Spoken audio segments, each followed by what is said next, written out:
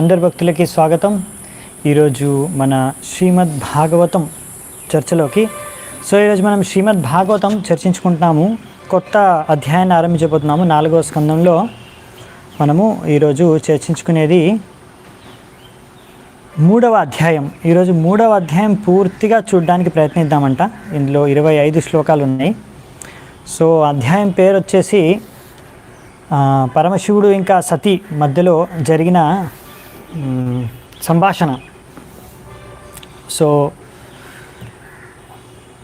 ఇది స్టార్ట్ అవుతుంది. ఈ అధ్యాయం వచ్చేసి స్టార్ట్ అవుతుంది మైత్రేయ ముని చెప్తూ, ఇప్పుడు మళ్ళీ దక్ష ప్రజాపతి ఇంకొక కొత్త యజ్ఞాన్ని స్టార్ట్ చేస్తారు, ఆరంభిస్తారు. అందు కారణంగా దక్ష ప్రజాపతి ఒక కొత్త యజ్ఞాన్ని ఆరంభించే కారణంగా సతీ ఆ యజ్ఞంలో వెళ్ళి పాల్గొనాలనుకుంటుంది. దానికోసం అనేసి శివుడికి ఎంతో విన్నపించుకుంటుంది. ఆయనకు ఒప్పించడానికి ప్రయత్నిస్తుంది, శివుడితో పాటు వెళ్ళడానికి, శివుడిని కూడా తీసుకొని వెళ్ళడానికి. కానీ శివుడు పార్వతీకి, అంటే ఇప్పుడు సతీకి చెప్తాడనమాట, నచ్చ చెప్పడానికి ప్రయత్నిస్తారు. ఫైనల్గా హెచ్చరిస్తారు కూడా వెళ్ళకూడదు అని. ఎందుకు, అసలు ఏం జరిగింది సంభాషణ అనే విషయాన్ని ఈరోజు మొత్తం చర్చించుకోవడానికి ప్రయత్నిద్దామంట. మంగళాచరణ చేసుకొని స్టార్ట్ చేద్దామంట. ఓం అజ్ఞానతిమిరాంధస్య జ్ఞానాంజనాశలాకయా చక్షోరున్మిళితం యేన తస్మై శ్రీ గురవే నమః. శ్రీచైతన్యమనోభీష్టం స్థాపితం యేన భూతలే స్వయం రూపః కదా మహ్యం దదాతి స్వపదాంతికం. వందేహం శ్రీగురూన్ శ్రీయుతాపతకమలం శ్రీగురున్ వైష్ణవాంశ శ్రీరూపం సాగ్రజాతం సహగణ రఘునాథాన్వితాం తం సజీవం సాద్వైతం సావధూతం పరిజనసహితం కృష్ణచైతన్యదేవం శ్రీరాధా కృష్ణపాదాన్ సహగణ లలితా శ్రీవిశాఖాన్వితాంశ. నమో విష్ణుపాదాయ కృష్ణప్రేష్టాయ భూతలే శ్రీమతే భక్తివేదాంత స్వామినితి నామినే. నమస్తే సారస్వతే దేవే గౌరవాణి ప్రచారిణే నిర్విశేష శూన్యవాది పాశ్చాత్యదేశతారిణే. నమో మహావదన్యాయ కృష్ణ ప్రేమ ప్రదాయతే కృష్ణాయ కృష్ణ చైతన్య నామినే గౌరత్వసే నమః. హే కృష్ణ కరుణా సింధో దీనబంధు జగత్పతే గోపేశ గోపికా కాంత రాధాకాంత నమోస్తుతే. తప్త కాంచన గౌరాంగీ రాధే వృందావనేశ్వరి వృషభానుసుతే దేవి ప్రణమామి హరిప్రియే. నీలాచల నివాసాయ నిత్యాయ పరమాత్మనే బలభద్ర సుభద్రాభ్యాం జగన్నాథాయ తే నమః. వాంఛాకల్పతరుభ్యశ్చ కృపా సింధుభ్య ఏవ చ పతితానాం పావనేభ్యో వైష్ణవేభ్యో నమో నమః. జయ శ్రీకృష్ణ చైతన్య ప్రభు నిత్యానంద శ్రీ అద్వైత గదాధర శ్రీవాసాది గౌరభక్తవృంద. హరే కృష్ణ కృష్ణ కృష్ణ హరే హరే హరే రామ రామ రామ హరే హరే. మనం ఇప్పుడు మొదటి శ్లోకం నుంచి ఆరంభిద్దామంట. ఇక్కడ ఈ అధ్యాయంలో ముఖ్యంగా 3 అంశాలు చూస్తాము. మొదటి అంశం వచ్చేసి దక్ష ప్రజాపతి ఇప్పుడు కొత్త యజ్ఞాన్ని, మహాయజ్ఞాన్ని స్టార్ట్ చేయబోతున్నారు. అది నెక్స్ట్. దాని తర్వాత సతీ శివుణ్ణి ఒప్పించడానికి ప్రయత్నిస్తుంది, ఆ యజ్ఞానికి వెళ్ళడానికి కలిసి. ఫైనల్గా శివుడు సతికి కొన్ని కారణాలు చెప్తారు, ఎందుకు వెళ్ళకూడదు అని ఫైనల్గా హెచ్చరిస్తారు. అదేంటో చూద్దామండి ఈరోజు మొత్తం. మొదటి శ్లోకం. మైత్రేయ ఉవాచ సదా విద్విషతో రేవం కాలో వైధ్రియమానయోః జమాతు శ్వశురస్యాపి సుమహాన్ అతిచక్రమే. మైత్రేయుని ఏమంటారంటే, ఈ విధంగా ఇక్కడ మామ అల్లుళ్ళు ఇద్దరి మధ్యలో జమాతు శ్వశురస్యాపి అంటే ససుర్ ఇంకా జమాత్ అంటే అల్లుడు, ససుర్ అంటే మామ. ఇలా మామ ఇంకా అల్లుడు ఇద్దరి మధ్యలో కూడా ఈ టెన్షన్ కంటిన్యూ అయిందంట ఎంతో సమయం వరకు. అది అలా కంటిన్యూ అవుతూ వచ్చిందంటే ఎంతో సమయం వరకు సుమహాన్ అతిచక్రమే. అలా చాలా కాలం కూడా గడిచింది. దాని తర్వాత ఒకసారి ఏం జరిగిందో ఇప్పుడు చెప్పబోతున్నారనమాట. సో ఇప్పుడు ఇక్కడ ఏం జరుగుతుందో ఎలాగో మనకి రాబోతుంది, అది మనం చూద్దామంట. ప్రభుపాల ద్వారా బ్రీఫ్గా చెప్పారు తాత్పర్యంలో.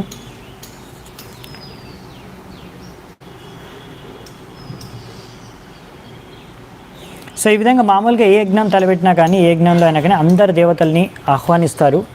భగవంతుడు విష్ణువు యజ్ఞ, లేకపోతే ఆయన యజ్ఞానికి భోక్త, అసలైన ప్రిన్సిపల్ మెయిన్ భగవంతుడు. ఆయన వస్తేనే అది సంపూర్ణమవుతుంది, ఆయన స్వీకరించిన తర్వాతనే సో ఫలిస్తుంది. కానీ అందరూ దేవతలను కూడా ఆహ్వానిస్తారు. వాళ్ళకు కూడా వాళ్ళ షేర్, వాళ్ళ భాగం ఇస్తారనమాట. ఎందుకంటే వాళ్ళందరూ కూడా భగవంతుడి యొక్క భక్తులు, భగవంతుడి యొక్క సేవకులు. సో ఆ విధంగా అలా ప్రతి యజ్ఞంలో అందరూ దేవతలతో సహా ఉంటేనే అది సంపూర్ణం అన్నట్టుగా భావిస్తారనమాట. సో ఇక్కడ మాత్రం మనకి ఈ యజ్ఞంలో ఏం జరుగుతుందంటే, బేసికల్లీ శివుణ్ణి ఆహ్వానించరు దక్ష ప్రజాపతి. ఎందుకు మీకు తెలుసు కదా ఎందుకో. సో అందుకనే దక్ష ప్రజాపతి ఈ యొక్క యజ్ఞం కోసం శివుణ్ణి ఆహ్వానించాడు. మిగతా అందరు దేవతల్ని, ఇంకా విష్ణువుని అందరినీ కూడా ఆహ్వానిస్తారు. సో ఇది ఎందుకు అంటే, ముఖ్యంగా ఇక్కడ ప్రభుపాల వారు సంక్షిప్తంగా చెప్పేస్తున్నారు. ఇక్కడ ఎంతో గర్వం, ప్రౌడ్, బాగా గర్వం పెరిగిపోయిందనమాట దక్ష ప్రజాపతికి. నేను చాలా గొప్ప, నా స్థానం చాలా గొప్ప, నేనే గొప్ప అనే ఒక భావన తనలో బాగా పెరిగిపోయిందనమాట. అందుకే ఇలా ఆయన వ్యవహరిస్తున్నాడు. సో రెండవ శ్లోకం నుంచి చూద్దామంట. యదాభిషిక్తో దక్షస్తు బ్రాహ్మణా పరమేష్టినా ప్రజాపతీనాం సర్వేషాం ఆధిపత్యే స్మయోభవత్. సో బ్రహ్మదేవుడు దక్ష ప్రజాపతిని, అందరి ప్రజాపతుల్లో కూడా ముఖ్యమైన ప్రజాపతిగా ఆయనని ఎంచుకున్నారంట. ఆయనను నెలకొల్పారు. దక్షుడు అందరికన్నా ముఖ్యమైన ప్రజాపతి అని. ప్రజాపతి అంటే సంతానాన్ని ఉత్పన్నం చేసే వాళ్ళని ప్రజాపతి అంటారు. సో ముఖ్యంగా అంటే సంతానం అంటే మొత్తం విశ్వవ్యాప్తంగా పెంచడానికి పాపులేషన్. సో ఈ విధంగా దక్షుణ్ణి ఈ విధంగా నియుక్తపరిచిన తర్వాత, ఆ విధంగా అతను నేను ఇప్పుడు అందరికన్నా ముఖ్యమైన ప్రజాపతిని అని ఆ భావనలో ఎంతో ఉప్పొంగిపోయి బాగా గర్వం అంతా పెరిగిపోయి ఉందంట. ఈ విధంగా ఎవరైనా వ్యక్తి తన యొక్క ఇటువంటి ఏ రకమైన భౌతిక సంపత్తిని చూసుకొని కానీ, స్థానాన్ని కానీ, స్థితిని కానీ, సంపాదన కానీ చూసుకొని ఎక్కువగా గర్వంతం అయిపోయారనుకోండి, బాగా అహంకారం పెరిగిపోయింది అనుకోండి ఆ వ్యక్తికి, ఆ విధంగా అంతగా గర్వం, అంత భావన పెరిగిపోతే అప్పుడు ఆయన ఎన్నో రకాల వినాశ కార్యాలకు తలపెడతారనమాట. సో ఈ విధంగా అహంకారంతో, మిథ్యాహంకారంతో వ్యవహరిస్తారనమాట. సో అప్పుడు ఆ వ్యక్తి వినాశానికి దారి చేసే కార్యాలు చేస్తాడంట. సో వినాశకాలే విపరీతి బుద్ధి. సో ఈ విధంగా వ్యవహరిస్తారు ఇప్పుడు దక్ష ప్రజాపతి. ఇష్ట్వా స వాజపేయేన బ్రహ్మిష్టానభిభూయ చ బృహస్పతి సవం నామ సమారేభే క్రతుత్తమం. సో ఇప్పుడు దక్ష ప్రజాపతి వాజ్పేయి అనే పేరు ఉందంట, యజ్ఞం పేరు. ఆ యజ్ఞాన్ని ఆరంభించారు, వాజ్పేయి అనే యజ్ఞాన్ని. అండ్ ఉస్కే బాద్ మే దాని తర్వాత ఇంకా బ్రహ్మదేవుడి యొక్క సపోర్ట్, ఆయన యొక్క సపోర్ట్ ద్వారా, ఆయన యొక్క ప్రోత్సాహం ద్వారా ఆయన ఇంకా బాగా ఎంతో కాన్ఫిడెంట్తో స్టార్ట్ చేస్తాడంట. దీని తర్వాత ఇంకా దీనికన్నా పెద్ద యజ్ఞం బృహస్పతి సభ అనే యజ్ఞాన్ని కూడా ఆయన మొదలుపెట్టాడంట. ఇలా ఈ విధంగా బ్రహ్మదేవుడి యొక్క సహకారం, సపోర్టు, ప్రోత్సాహం ద్వారా ఆయన ఇంకా నెక్స్ట్ బృహస్పతి సభ అనే యజ్ఞాన్ని కూడా ఆరంభించారంట. సో ఇక్కడ మామూలుగా ఎందుకు మరి అందరి దేవతలను కూడా ఆహ్వానిస్తారు అంటున్నారు అంటే, ఇక్కడ ప్రభుపాల ద్వారా ఒక విషయం రాస్తున్నారు. విష్ణువు ముఖ్యమైన వ్యక్తి భోక్త ఆయనే. కానీ ఆయన ఎప్పుడూ తనతో పాటు తన భక్తులందరినీ కూడా ఆయనతో పాటు తీసుకెళ్తాడు. అంటే ఆయన భక్తులందరినీ కూడా సంతృష్టిపరిస్తే ఆయన ఇంకా బాగా సంతోషపడతాడు, సంతృప్తి చెందుతాడు విష్ణు. ఎందుకంటే వాళ్ళందరూ కూడా విష్ణు యొక్క భక్తులు, సేవకులు కనుక. ఈ విధంగా అందరి దేవతల్ని ఆహ్వానించడం ద్వారా కూడా విష్ణు సంతృప్తి చెందుతాడు. ఆయన ఒక్కడిని ఆహ్వానించడం కన్నా అందరి దేవతల్ని కూడా ఆహ్వానిస్తే.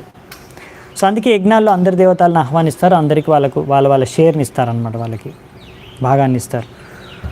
సో ఆ విధంగా ముఖ్యంగా మనకు తెలిసిందే కృష్ణుడు, విష్ణువు తన భక్తుల్ని ఎవరైనా తన భక్తుల్ని సంతృప్తి పరిస్తే ఆయన కూడా ఆ విధంగా ఎంతో సంతృప్తి చెందుతాడు.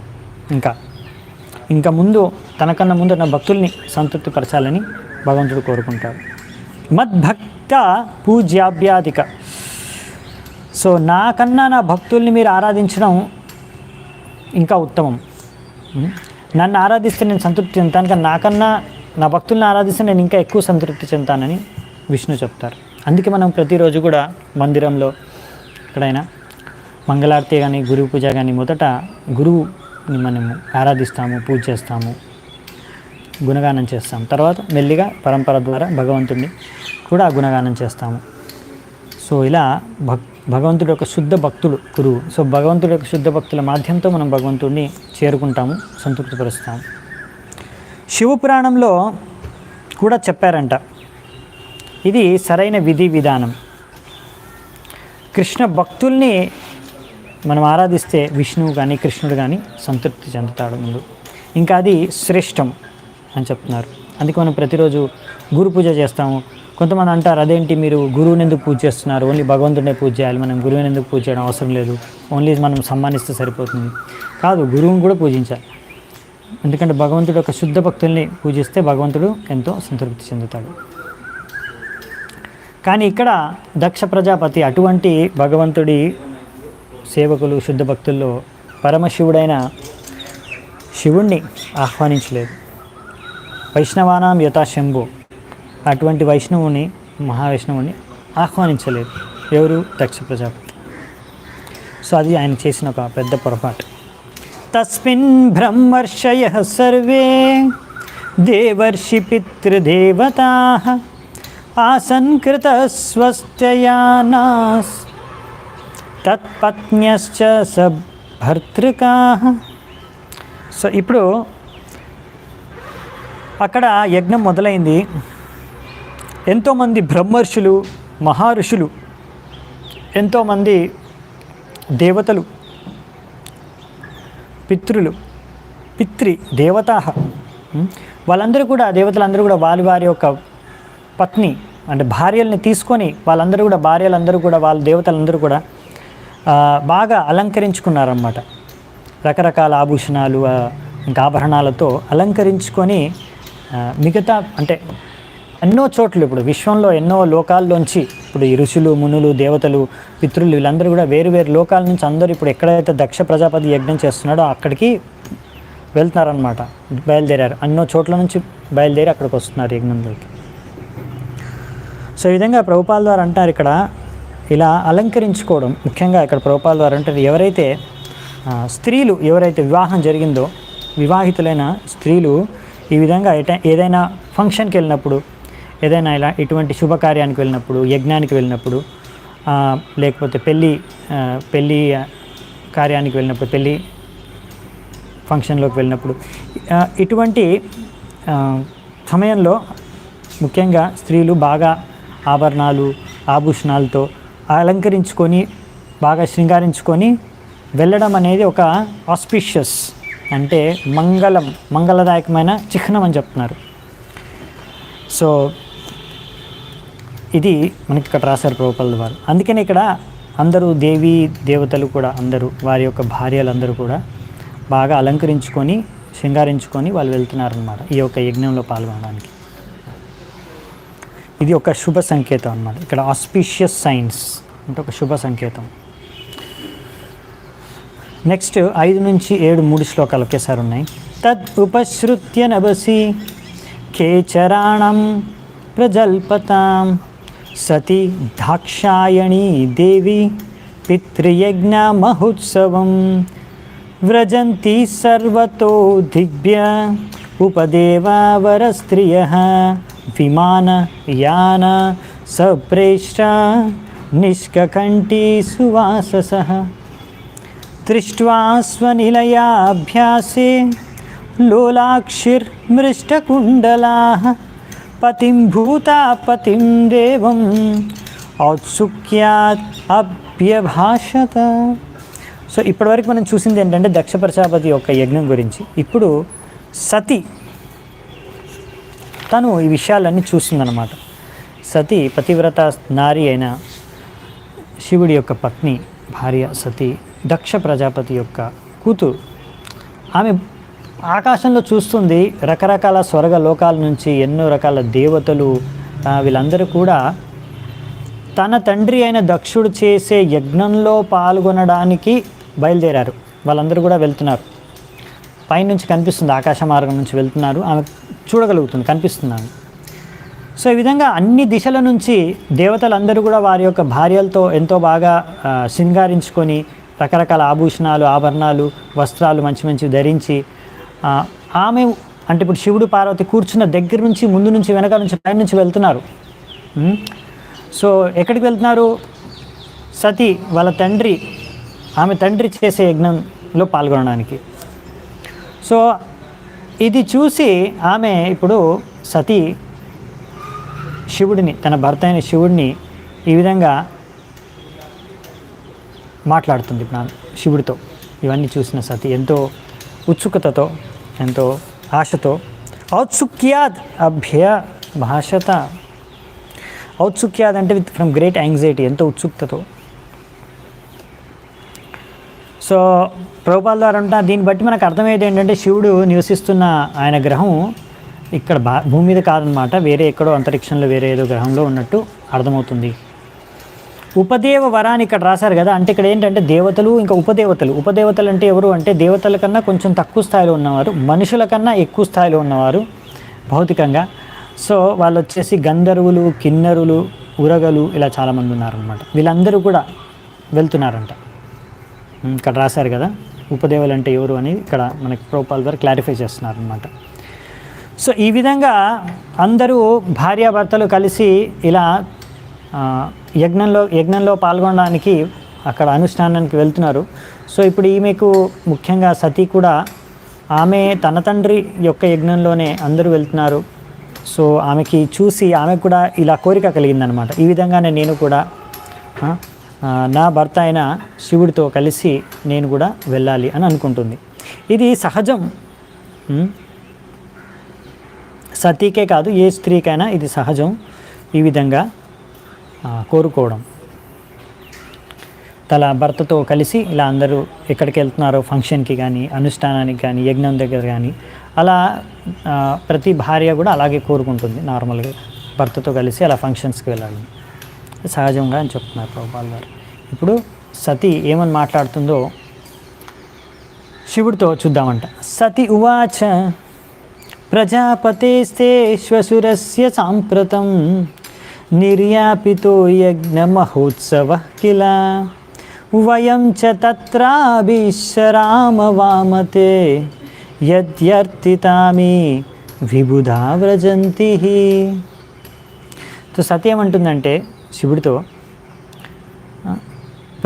ప్రజాపతేస్తే శ్వశురస్య, శ్వశుర్ మీ యొక్క మామయ్య ప్రజాపతి, ఆయన ఇప్పుడు ఒక పెద్ద యజ్ఞాన్ని చేస్తున్నాడు.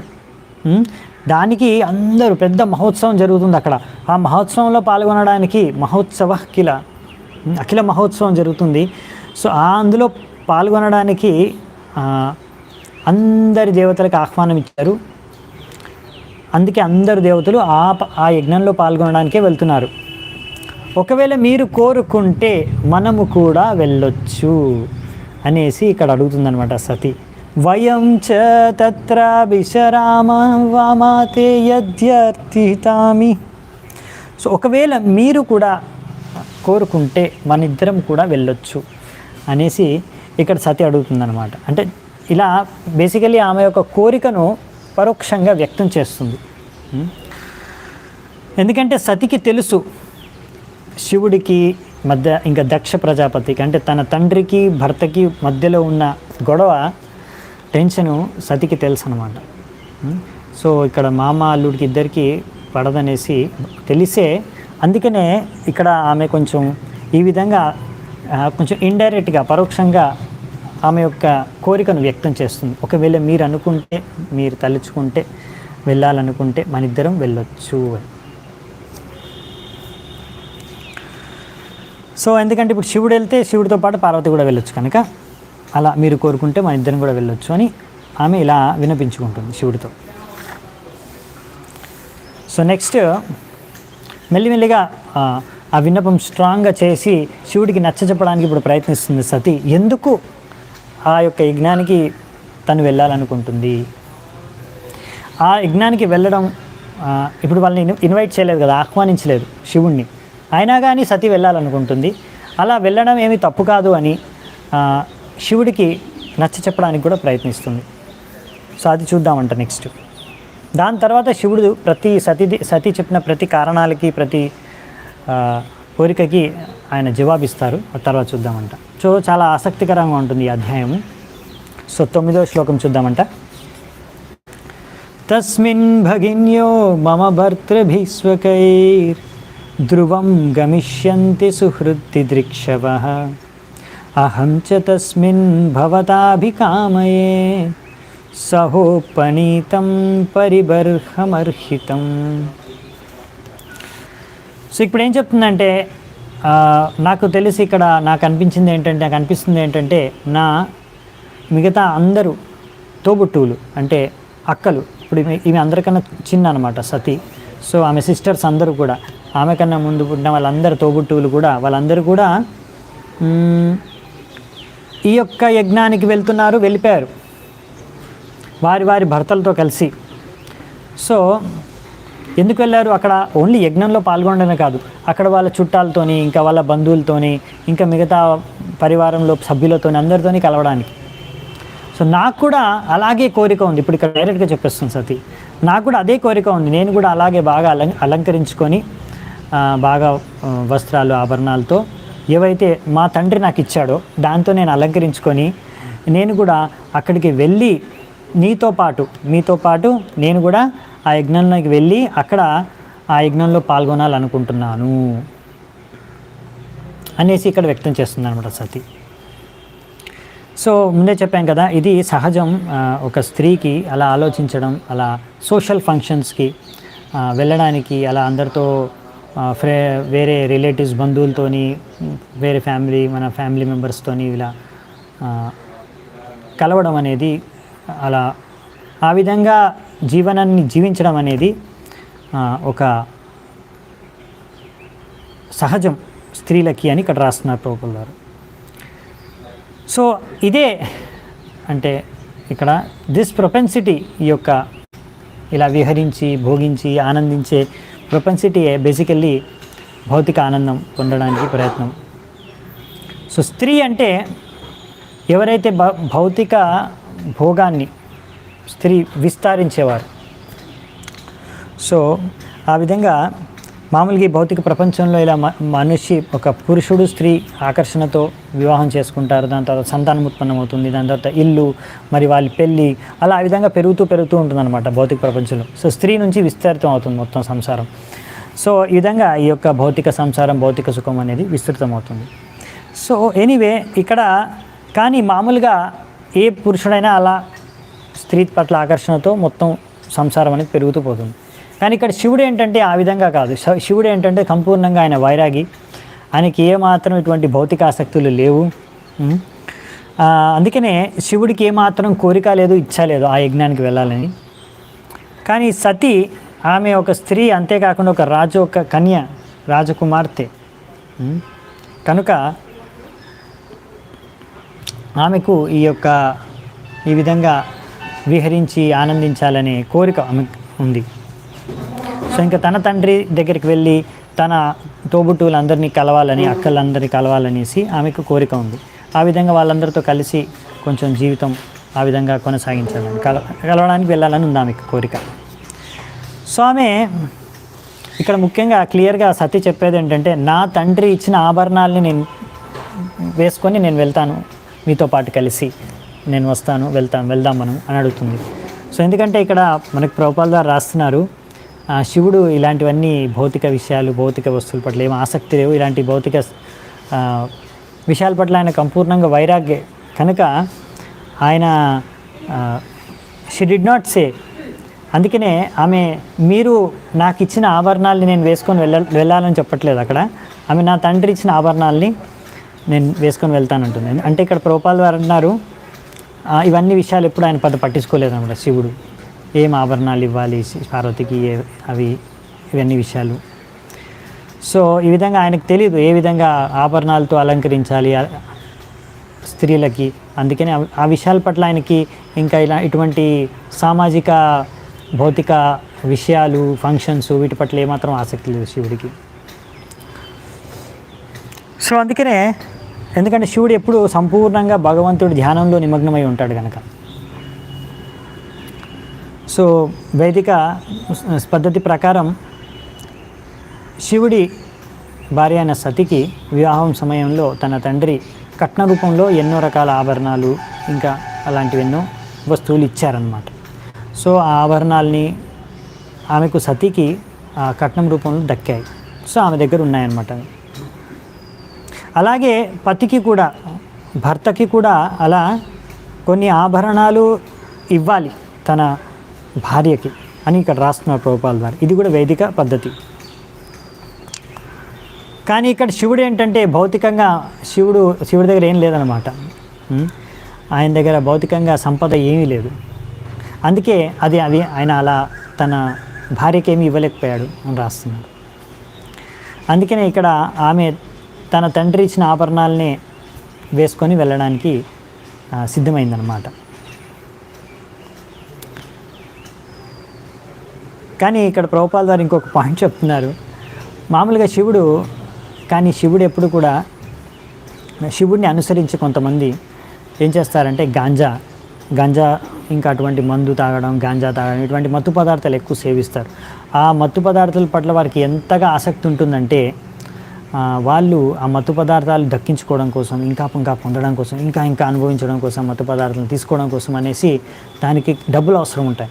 అప్పుడు వాళ్ళ దగ్గర లేకపోతే డబ్బులు, ఇంట్లో ఉన్న వాళ్ళ భార్య యొక్క ఆభరణాలని కానీ, డబ్బుని కానీ, సంపదను కానీ లాక్కొని వెళ్ళి అవన్నీ కూడా బయట తాకట్టు పెట్టో లేకపోతే అమ్మేసో ఆ డబ్బులతో మళ్ళీ ఆ మత్తు పదార్థాలు, మత్తు పానీయాలు వాళ్ళు సేవిస్తూ ఉంటారనమాట శివుడి కొంతమంది అనుచరులు.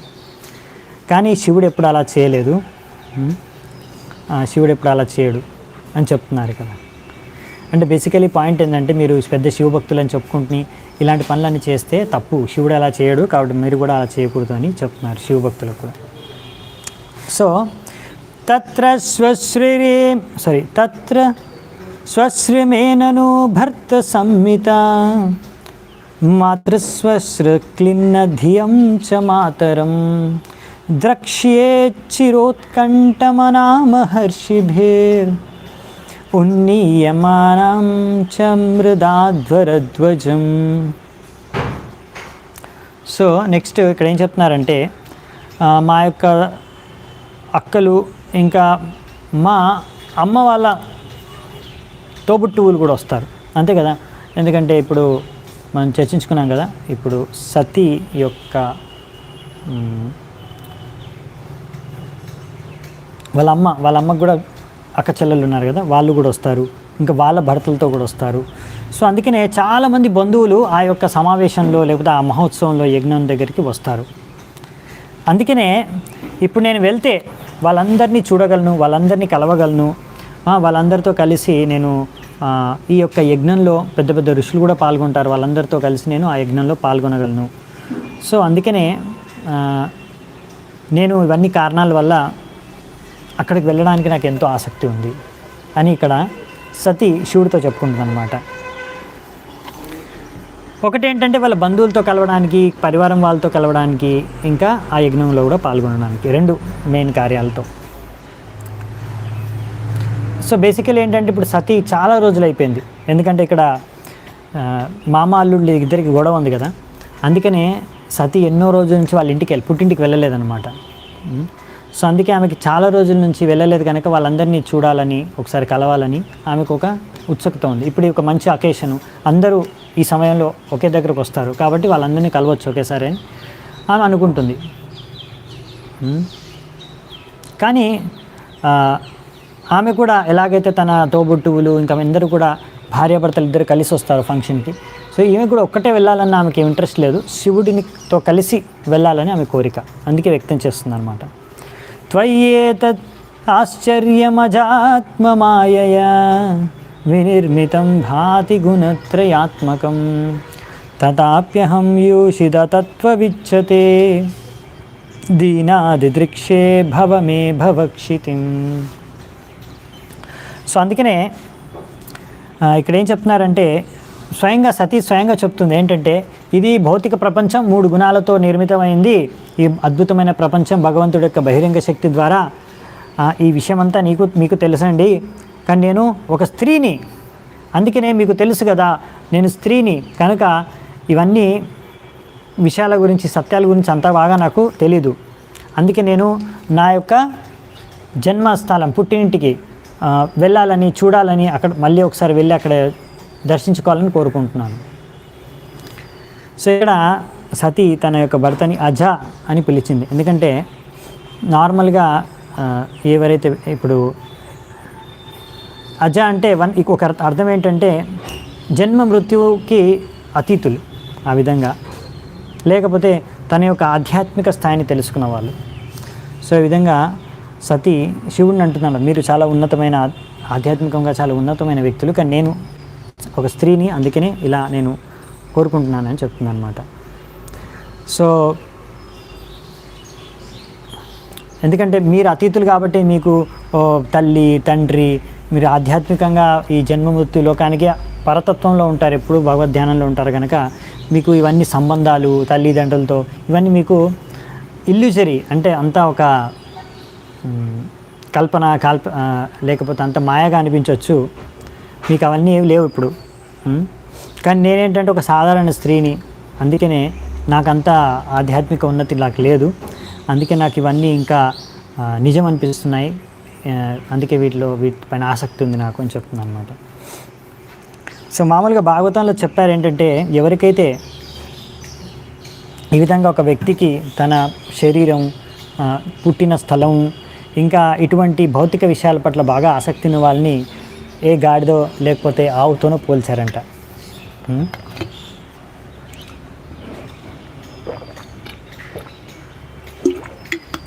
అందుకే సత్య చెప్తుందనమాట, నేను ఆధ్యాత్మికంగా అంత ఉన్నత స్థాయిలో లేని మీలాగా అన్ని వైరాగ్యం లేకపోతే అన్నిటికీ ఏమాత్రం సంబంధం లేకుండా నేను ఉండలేను, నేను ఒక స్త్రీని. సో అందుకనే నాకు ఇంకా ఆకర్షణ, ఆసక్తి ఉంది మా పుట్టింటి వైపు లేకపోతే మా బంధువులతో అని.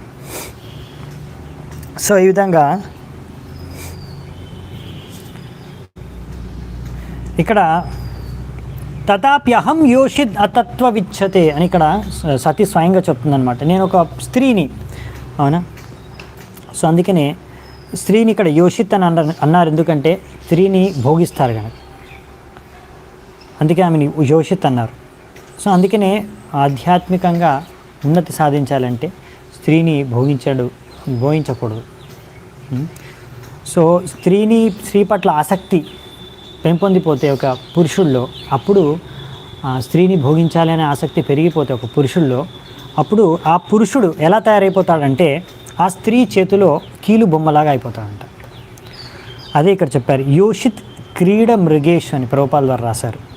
సో ఆ వ్యక్తి ఎవరు ఆధ్యాత్మిక ప్రగతి సాధించలేరంటే, గృహస్థులందరూ కూడా ఆధ్యాత్మిక ప్రగతి సాధించవచ్చు, గృహస్థాశ్రమంలో ఉండి కూడా భగవద్ధామానికి వెళ్ళిపోవచ్చు, దాంట్లో ఏం సమస్య లేదు. కానీ ఎప్పుడు మీరు ఆధ్యాత్మిక ప్రగతి సాధించలేరు గృహస్థులు అంటే, ఎప్పుడైతే ఏ వ్యక్తి అయితే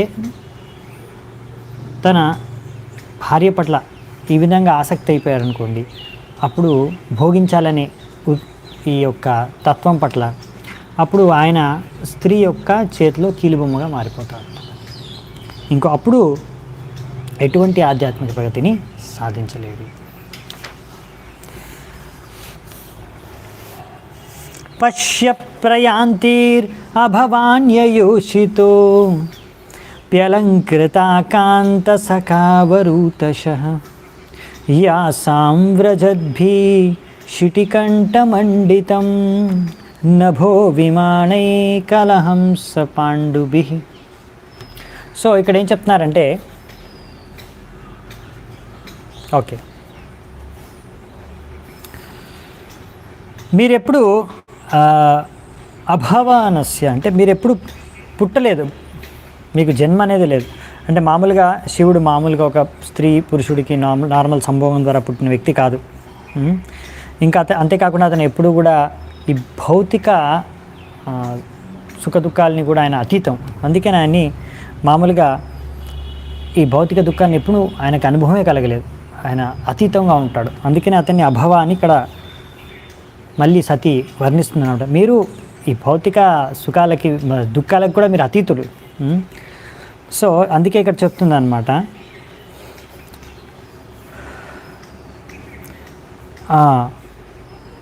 మీరు ఇంకా శితికంఠ అంటే నీలకంఠ, ఇక్కడ శివుడిని నీలకంఠ అని వర్ణిస్తూ ఇక్కడ సతి ఏమంటుందంటే, మా బంధువులే కాదు ఇంకా మిగతా స్త్రీలు కూడా చాలామంది మంచి మంచి వస్త్రాలు ధరించి మంచి మంచి ఆభరణాలతో అలంకరించుకొని వాళ్ళందరూ వారి యొక్క బంధువులతో భర్తతో కలిసి, బంధువులతో కలిసి, పరివారం వాళ్ళతో కలిసి, మిత్రులతో కలిసి వెళ్తున్నారు, యజ్ఞానికి వెళ్ళారు.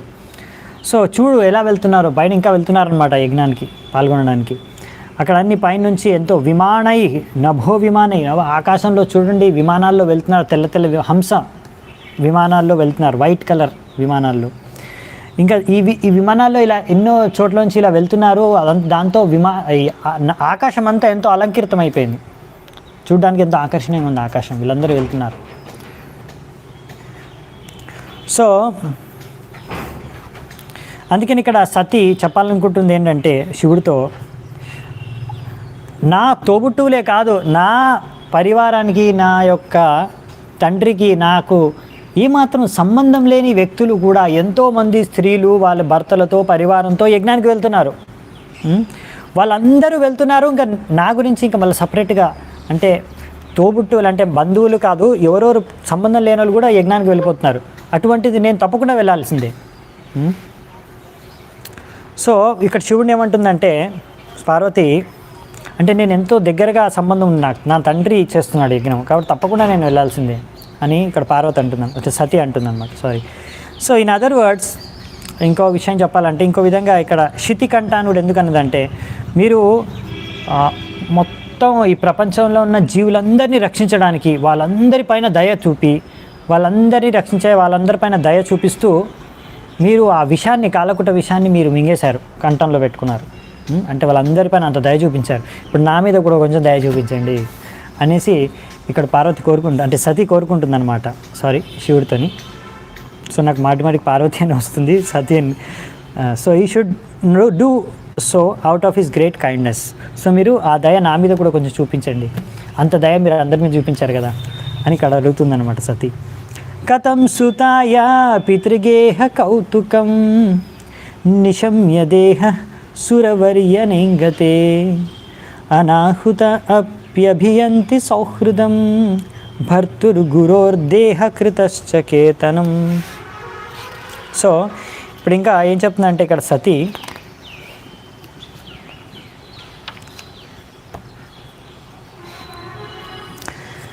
అందరి దేవతల్లో కూడా మీరు ఎంతో శ్రేష్ఠులైన వారు, మహాదేవ్ శివుడు. సో ఈ విధంగా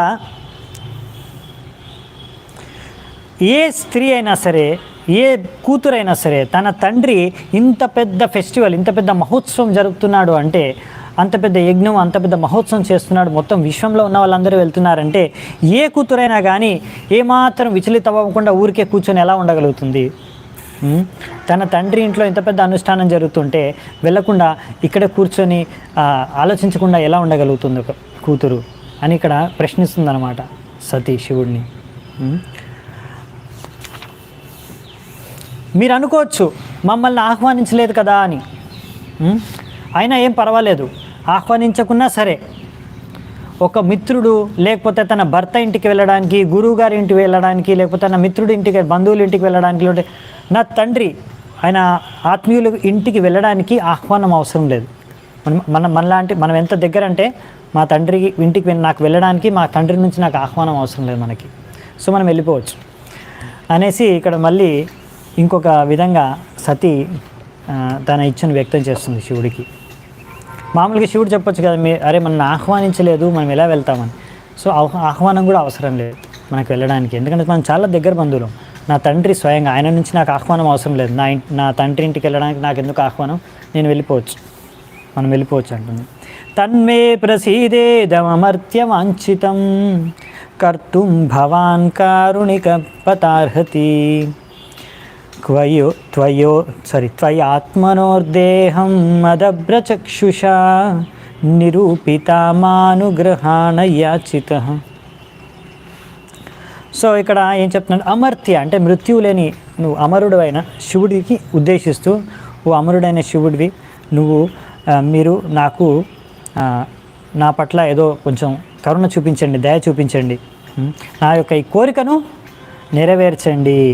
మీరు నన్ను భార్యగా స్వీకరించారు, నేను మీ అర్ధాంగిని ఇప్పుడు, అందుకనే మీరు ఈ అర్ధాంగి పైన మీరు కొంచెం దయ చూపించండి, నా యొక్క ఈ కోరికని మనవిని స్వీకరించండి అని ఇప్పుడు తన కోరిక మనవిని శివుడి ముందు ఉంచేసింది సతి. ఇప్పుడు మరి శివుడు ఏమంటాడు చూద్దామంట. ఇప్పుడు నెక్స్ట్ చెప్తున్నారు ఇక్కడ మన మైత్రేయ ముని. ఋషిరువాచ ఏవం గిరిత్ర ప్రియయా విభాషితః ప్రత్యభ్యదత్త ప్రహసన్ సుహృత్ప్రియః సంస్మారితో మర్మభిదస్కువాగిషూన్ యానాహకో విశ్వసృజాం సమక్షతః. ఇప్పుడు మైత్రేయము ఏమంటా అంటే, శివుడు ఆ కైలాస పర్వతాన్ని ధరించిన శివుడు, ఉద్ధరించే ఆ శివుడు ఇక్కడ ఈ విధంగా ఇప్పుడు తన భార్యని సతికి ఈ విధంగా ఆయన వాక్యాన్ని ఇస్తున్నారు. అంటే ఆయన ఇప్పుడు ఆమె ఇచ్చిన, ఆమె అడిగిన మనవి, కోరిక, ప్రశ్నలు దానికి ఇప్పుడు సమాధానం ఇస్తున్నారు. నవ్వుకుంటూ చిరునవ్వుతో ఇస్తున్నారంట శివుడు. పైకి చిరునవ్వు నవ్వుతున్న శివుడు లోపల మాత్రం దక్షుడు ఏ కఠోర శబ్దాలతో అవమానించాడో శివుడిని, ప్రతి శబ్దం శివుడికి గుర్తుంది. లోపల గుండెల్ని చీల్చే విధంగా, హృదయాన్ని చీల్చే విధంగా మాట్లాడిన మాటలన్నీ కూడా లోపల అలాగే గుర్తుకుంచుకొని శివుడు బయటకు మాత్రం చిరునవ్వుతో సతితో మాట్లాడుతున్నాడంట. సో ఇప్పుడు ఇక్కడ మనము చాలా మంచి యాక్చువల్లీ చాలా మంచి పాయింట్స్ కూడా ఉన్నాయి, ఇంకా చాలా మంచి విషయాలు ఉన్నాయి ప్రభుపాల్ వారు చెప్తారు. సో మనం అందుకే నేను చెప్పుకున్నాను కదా, మనము కొంచెం ఇప్పుడు క్లాసెస్ కొంచెం తక్కువన భాగవతం ప్రతిరోజు వీలవ్వట్లేదు కనుక ఏ రోజు వీలైతే ఆ రోజు పెద్దగానే తీసుకోవడానికి ప్రయత్నిస్తాను నేను. సో ఒకవేళ మీకు కొంచెం లెందీగా అయిపోయింది అనిపిస్తే మీరు తర్వాత రికార్డింగ్ చూసుకోండి, నో ప్రాబ్లం. కానీ చాలా ఇంట్రెస్టింగ్ ఉంటుంది ఇప్పుడు. సో ఇక్కడ మనకి చెప్తున్నారనమాట, ఇక్కడ శివుడు అది ఆమె మనవి కానీ కోరిక కానీ నచ్చలేదు శివుడికి. అతనికి ఇష్టం లేకున్నా కానీ తన భార్యను అసంతృప్తి పరచకూడదు అనేసి పైకి మాత్రం చిరునవ్వు నవ్వుతున్నారు. కానీ లోపల మాత్రం ఆయనకి ఇంకా దక్షుడు చేసిన వాక్యాలు ఏవి మర్చిపోలేదు, గుర్తున్నాయి. సో భగవద్గీతలో చెప్పారు, ఎవరైతే ముక్త జీవి ఉంటారో ఆ వ్యక్తి ఎప్పుడు కూడా సమాన దృష్టితో, ఇంకా సమాన అంటే ఏమంటాం దాన్ని, స్థితప్రజ్ఞ అంటే ఎప్పుడు కూడా డిస్టర్బ్ అవ్వకుండా ఉంటారన్నమాట. ఎటువంటి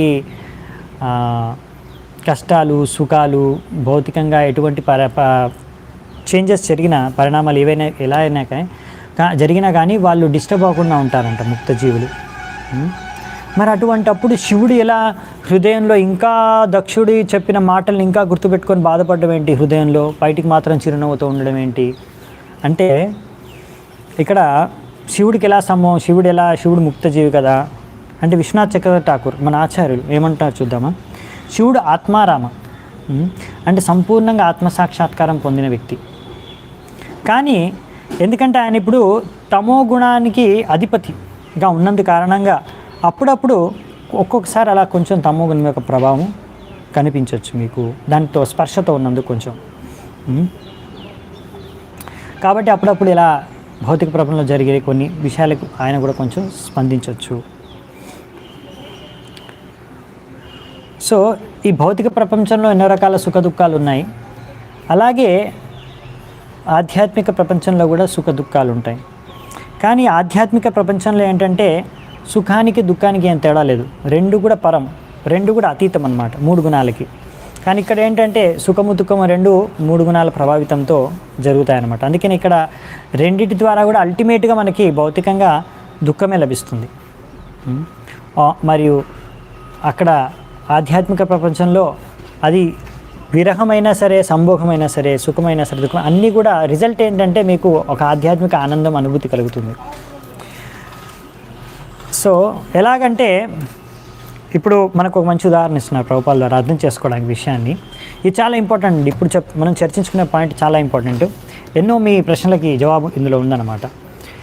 ఇప్పుడు ప్రభుపాల ద్వారా ఒక ఉదాహరణ ఇస్తున్నారు. కృష్ణుడు చిన్నగా ఉన్నప్పుడు ఆయన చేసే కొంట పనులకి అప్పుడప్పుడు యశోదమయ్య మందలించేది, దండించేది. దానికి కృష్ణుడు ఏడ్చేవాడు కూడా.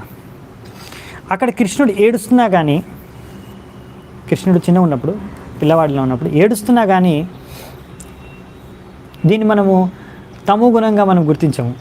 దీనివల్ల కూడా అలా కృష్ణుడు ఆ లీల చేస్తున్నప్పుడు, అలా ఏడుస్తున్నప్పుడు కూడా మనం చూసి ఆ లీలలో ఆనందిస్తాం. మనం ఏడవం కూర్చొని అయ్యో కృష్ణుడు ఏడుస్తున్నాడు అని మనం కూడా బాధపడ్డాం. మనం ఆ టైంలో అలా యశోద కృష్ణుడిని మందలిస్తుంటే దామోదర్ లీలలో కృష్ణుడు కళ్ళల్లోంచి నీళ్ళు వస్తుంటాయి. కృష్ణుడు తన చేతితో ఇలా అనుకుంటే మొత్తం కాటికంతా కూడా మొత్తం కంటికంతా ఇక్కడ అంతా రాసుకొని మొత్తం నల్లగా అయిపోతుంది అన్నమాట కంటి దగ్గర మొత్తం. ఆయన ఏడుస్తూ ఉంటాడు అలా కృష్ణుడు. సో మనం చూసి ఆ సీన్ ఎంతో ఆనందం పొందుతాం, ఇంకా ఆ లీల విని ఆనందిస్తాం, ఆస్వాదిస్తాం. సో అక్కడ మనకు ఆధ్యాత్మిక ఆనందమే కలుగుతుంది, కానీ అక్కడ మనం ఏమి ఆ దుఃఖం పొందట్లేదు. సో ఆ విధంగానే ఇప్పుడు ఈ పాయింట్ మనం ఈజీగా అర్థం చేసుకోగలం. అందుకే ప్రభుపాల వారు ఈ యొక్క ఉదాహరణ మనకి ఇచ్చారు. అదేవిధంగా కొంతమంది చాలామంది అడుగుతారు ఈ ప్రశ్నే, నన్ను కూడా అడిగారు ఎన్నోసార్లు. సో ఈ ప్రశ్నకు జవాబు మీకు ఎవరైనా అడిగితే చెప్పొచ్చు. కృష్ణుడు ఈ విధంగా ఏది చేసినా కానీ ఆయన ద్వారా, ఆయన లీలలో అందరికీ ఆనందమే కలుగుతుంది, ఆధ్యాత్మిక ఆనందమే కలుగుతుంది. భౌతిక రూపంగా మనం ఆలోచించి అర్థం చేసుకోలేము దాన్ని. సో కృష్ణుడు ఒక్కొక్కసారి గోపికలకు ఎంతో దుఃఖాన్ని కలిగిస్తున్నారు అనిపించవచ్చు, కానీ అవన్నీ కూడా ఆధ్యాత్మిక ఆనందాన్ని పెంపొందించే లీలలే. కృష్ణుడు అలా ఆ విధంగా దామోదరులు చేసి కూడా యశోదమయ్య యొక్క ఆధ్యాత్మిక అనుభూతి, ఆస్వాదాన్ని, ఆనందాన్ని పెంచుతున్నారు, మనందరికీ కూడా ఇస్తున్నారు. అలాగే గోపికలకు కూడా ఆధ్యాత్మిక అనుభూతిని పెంచుతున్నారు కృష్ణుడు. ఆయన ఒక విరహలీల కానీ వేరే ఏ లీల చేసినా కానీ. చాలామంది అడుగుతారు కృష్ణుడు ఎందుకు అలా వదిలేసి వెళ్ళిపోయారు, కృష్ణుడు ఎందుకు గోపికల్ని కానీ రాధారాన్ని వదిలేసి వెళ్ళిపోయారు. సో ఆధ్యాత్మిక ప్రపంచంలో, ఆధ్యాత్మిక లీలలో విరహం ద్వారా కూడా ఒక రకమైన ఆధ్యాత్మిక ఆనందం అనుభూతి, అది చాలా ఉన్నతమైన ఆధ్యాత్మిక అనుభూతి కలుగుతుంది. అది మనం అర్థం చేసుకోలేం ఇప్పుడున్న మన బద్ధ అవస్థలో. సో ఈ విధంగా ఆధ్యాత్మిక ప్రపంచంలో అన్నీ కూడా ఆధ్యాత్మికమే. సో అక్కడ ఏది కూడా దుఃఖానికి దారితీయదనమాట, అన్నీ కూడా ఆధ్యాత్మిక ఆనందానికే దారితీస్తాయి. కానీ ఈ భౌతిక ప్రపంచంలో ఏంటంటే 3 గుణాలతో ప్రతి ఒక్కటి కలుషితమైన కారణంగా ఇక్కడ రకరకాల దుఃఖాలు, సుఖాలు ఉంటాయి, అన్నీ దుఃఖానికే దారితీస్తాయి. సో ఇక్కడ అందుకనే శివుడు కొంచెం లోపల మాత్రం బాధ అనిపించిందంట అప్పుడు దక్షుడు చేసిన వాక్యాలకి. శ్రీ భగవానువాచ త్వయోదితం శోభనమేవ శోభనే అనాహుతా అప్యభిధా అభియంతి బంధుషు తే యద్యనుత్పాదిత దోషదృష్టయో బలీయసానాత్మ్యమదేన మన్యునా. సో ఇక్కడ ఇప్పుడు మనం అర్థం చేసుకోవడానికి ప్రయత్నిద్దామంటే, శివుడు పార్వతి చెప్పిన విషయాలకి, పార్వతి మనసులో కూడా ఏమో అనుకోబోతుందో అనబోతుందో దానికి కూడా ఉత్తరం కరెక్ట్గా ఊహించి చెప్తారు. ఇప్పుడు ఏం చెప్తానంటే, మొదటి విషయం ఇక్కడ ఏమంటున్నారంటే ఆమెను వర్ణిస్తున్నారు. శోభనే, నువ్వెంతో సౌందర్యవంతమైన నా భార్యవి, నువ్వు అంటున్నావు ఒక బంధువు ఇంటికి వెళ్ళొచ్చు, మనము మిత్రుడి ఇంటికి వెళ్ళొచ్చు, ఒకవేళ ఆహ్వానం లేకపోయినా మన బంధువులు దగ్గర బంధువుల వాళ్ళ ఇంటికి వెళ్ళొచ్చు అని చెప్తున్నావు నువ్వు. కానీ నువ్వు చెప్పిన విషయం కరెక్టే, నేను ఒప్పుకుంటాను.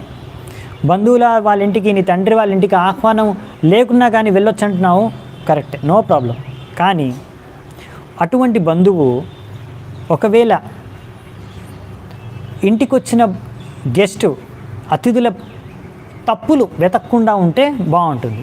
కానీ ఇంటికి వచ్చిన అతిథుల యొక్క తప్పులు వెతికే బంధువు ఇంటికి వెళ్తే మాత్రం, అది కూడా భౌతిక దేహాన్ని చూసి తప్పులు వెతికే అటువంటి అతిథి, అంటే అతిథి యొక్క భౌతిక దేహాన్ని చూసి తప్పులు వెతికే అటువంటి బంధువు ఇంటికి వెళ్తే మాత్రం, అంతేకాకుండా అటువంటి బంధువు ఎవరైతే తన అతిథి పైన కళ్ళు ఎర్రగా చేసుకొని చూసి తన యొక్క క్రోధాన్ని వ్యక్తం చేస్తారో అటువంటి బంధువుల ఇంటికి కాదు. సో కరెక్టే, సతీ చెప్పిన స్టేట్మెంట్, నువ్వు చెప్పిన స్టేట్మెంట్ కరెక్టే. మీ తండ్రి వాళ్ళ ఇంటికి ఆహ్వానం లేకున్నా వెళ్ళొచ్చు, మనం వెళ్ళొచ్చు అంటున్నావు, కరెక్టే. కానీ ఒకవేళ మీ తండ్రి ఆయన మరి అలాగే మనను ఎంతో ప్రేమతో చూసే దృష్టితో చూడరు. అతను తప్పకుండా నాలో తప్పులు ఎతికి మళ్ళీ క్రోధంతో అనుచిత వాక్యాలు చేయాల్సిందే. అది అతని నేచర్, అతని స్వభావం. అందుకనే అది అక్కడ వెళ్ళడం ఉచితం కాదు మనకి.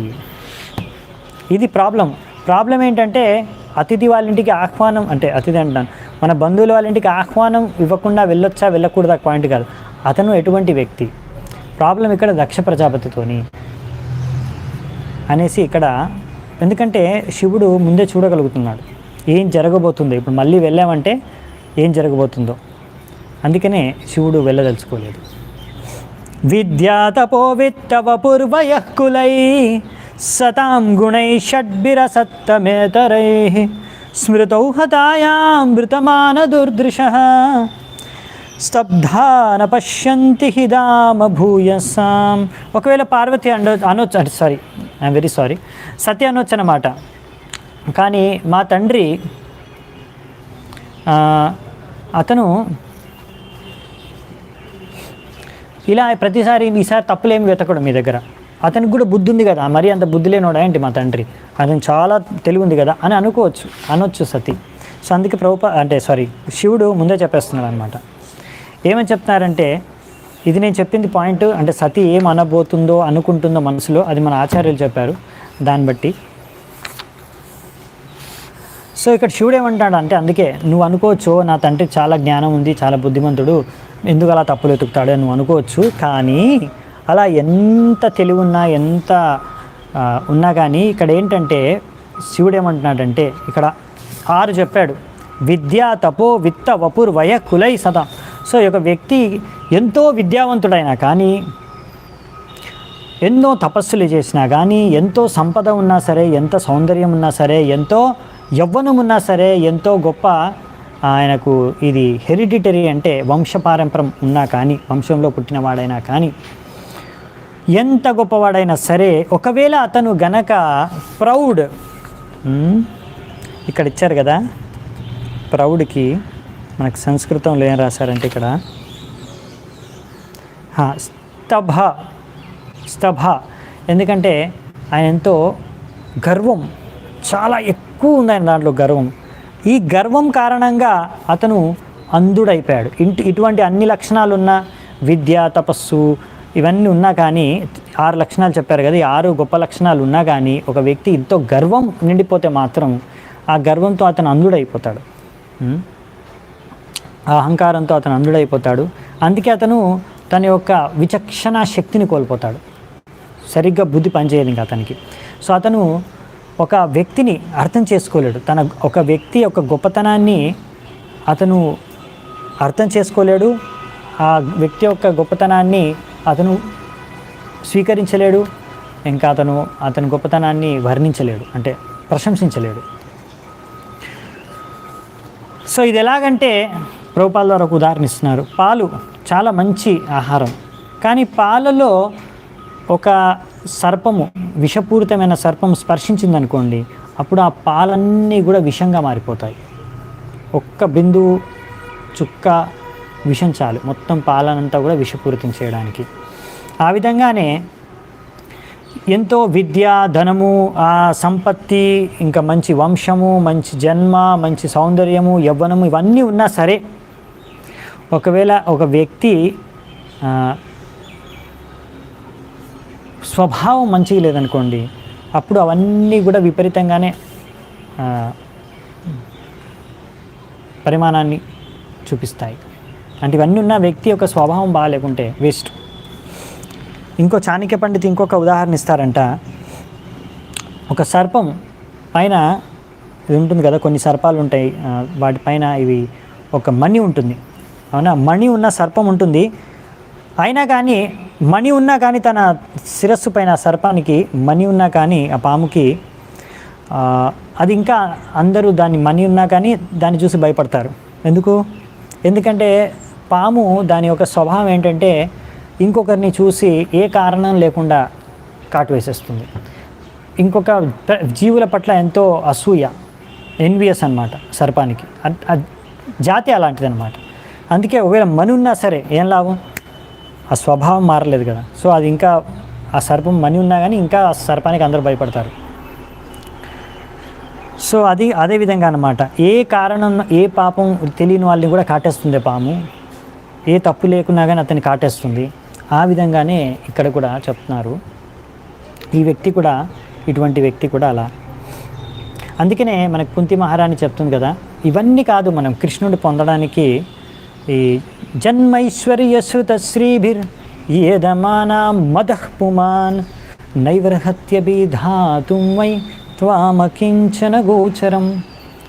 సో ఇవి జన్మ, ఐశ్వర్య, శృత, శ్రీ ఇవన్నీ కూడా ఒక వ్యక్తిని పెంచేస్తున్నాడు.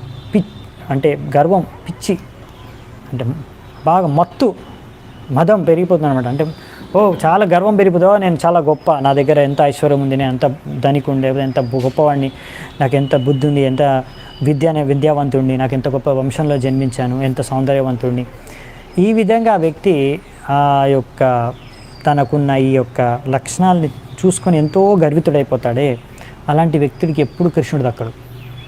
కృష్ణుడు ఎవరికి దక్కుతారంట, త్వామకించన గోచరం. అకించన్ అంటే ఇక్కడ మనకి ప్రభుపాద వారు ఇంకో దగ్గర కూడా రాస్తారు. బేసికలీ అకించన్ అంటే అతని దగ్గర ఏవీ లేవు.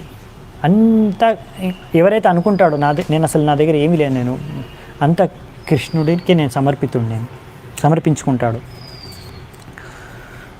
ఏ వ్యక్తి అయితే భౌతికంగా అన్నిటి పట్ల విరక్తి ఉంటుందో వ్యక్తికి, ఆ వ్యక్తి అన్నమాట. అందుకనే ఒకవేళ ఒక వ్యక్తి ఎవరైనా సంపూర్ణంగా భౌతికంగా విరక్తి పొందాడు అనుకోండి, ఆ వ్యక్తి ఆధ్యాత్మికంగా ఉన్నతి సాధించడానికి అదొక మంచి ప్లాట్ఫామ్ అన్నమాట, మంచి స్థాయి అని ఇక్కడ ప్రభుపాద వారు రాస్తున్నారు. అతనికి ఒక మంచి అవకాశం, ఒక మంచి అడ్వాంటేజ్ ఉంది అలాంటి వ్యక్తులకి. అంటే భౌతికంగా బాగా ఆసక్తితో ఉన్నవాళ్ళు చాలా కష్టం భక్తి మార్గంలో ఎదగడానికి. సో అందుకనే ప్రభుపాద వారు ఇక్కడ రాస్తున్నారు, ఇంకో దగ్గర కూడా రాస్తారు. సో అలా అనేసి మనం ఏమన్నీ వ్యర్థం చేయాల్సిన అవసరం లేదు. మనం ప్రతి ఒక్క మన భౌతిక సంపద కానీ, లేకపోతే ఇలాంటి విజ్ఞానం కానీ, ఏదైతే జన్మైశ్వర్య శృత శ్రీవిని అన్నీ కూడా భగవంతుడి సేవలో నియుక్తం చేయాలి. అర్థం చేసుకుని ఇవన్నీ భగవంతుడు ఇచ్చినవి, నాది కాదు, నేను అకించన, నాదేమీ లేదు, అసలు అంతా భగవంతుడిది, అతనే ఇచ్చాడు, అతని సేవలను యుక్తపరచాలని మనం ఉపయోగపరిస్తే అప్పుడు మనం అకించనగా మనం భగవంతుడిని పొందవచ్చు, కృష్ణుడిని పొందవచ్చు. సో ఈ విధంగా మనం ఒక కృష్ణుడి యొక్క చేతనతో మనం లేవనుకోండి, మన దగ్గర ఎన్ని జన్మైశ్వర సుతశ్రీ ఇటువంటి ఎన్నున్నా సరే అవన్నీ ఒక శూన్యాలు, అన్ని జీరోలే. మనకు ప్రభుపాద వారు వస్తున్నారు ఎగ్జాంపుల్, మీరు చాలాసార్లు వినొచ్చు, అది ఈ శ్లోకం తాత్పర్యంలోనే ఇస్తున్నారు ప్రభుపాద వారు, అన్ని జీరోస్. సో మీరు ఎన్ని ఉన్నాయంటే జన్మ, ఐశ్వర్య, సుతశ్రీ ఇవన్నీ ఒక్కొక్క జీరో అనమాట. సో దీనికి ఎన్ని జీరోలు ఉన్నా అన్ని కలిపితే జీరోనే అనమాట, వాల్యూ లేదు, శూన్యమే. కానీ కృష్ణుడు, మనం కృష్ణ భావనామృతంతో ఉంటే అప్పుడు మనం కృష్ణుడిని ముందు ఉంచితే, సో అది 1 అనమాట కృష్ణుడు. సో మీరు దాని తర్వాత ఎన్ని జీరోలు పెడితే అంత వాల్యూ పెరుగుతుంది, అలా లేకపోతే దానికి వాల్యూ లేదు జీరోకి. నైతాదృశానాం స్వజన వ్యపేక్షయా గృహాన్ ప్రతీయాద్ అనవస్థితాత్మనాం ఏభ్యాగతాన్ వక్రధియాభిచక్షతే ఆరోపిత భ్రూభిరమరశనాక్షిభిః. సో ఇక్కడ ఏం చెప్తున్నారంటే, శివుడు ఏం చెప్తున్నాడు ఇప్పుడు సతీకి, మనం ఎప్పుడైనా సరే ఇంకొకరికి ఇంటికి వెళ్ళకూడదు. అతను నా చుట్టం, అతను నా బంధువు, నా మిత్రుడు, ఎందుకంటే ఒకవేళ ఆ వ్యక్తి అంటే ఎవరింటికైతే వెళ్తున్నామో ఆ వ్యక్తి మనసులో కలత చెంది ఉన్నాడు అనుకోండి, ఇంకా ఎవరైతే అలాంటి వ్యక్తి ఎవరైతే అతిథులని క్రోధంతో కళ్ళు ఎర్ర చేసి ఇలా కనుబొమ్మలు పైకెత్తి రేస్డ్ ఐబ్రోస్ ఇలా క్రోధంతో చూస్తారో అటువంటి అతిథులు బంధువులు మిత్రుల ఇంటికి వెళ్ళాల్సిన అవసరం లేదు అనేసి ఇక్కడ శివుడు ఖచ్చితంగా చెప్పేస్తున్నాడు సతీకి. సో జస్ట్ వాళ్ళు బంధువులు మా దగ్గర వాళ్ళు మా తండ్రి మా నాన్న అనేసి వెళ్ళిపోకూడదు. అసలు అతను ఎటువంటి వ్యక్తి అనే విషయాన్ని అర్థం చేసుకోవాలి. దాని తర్వాత మనం ఆలోచించాలి వెళ్ళాలంటే. సో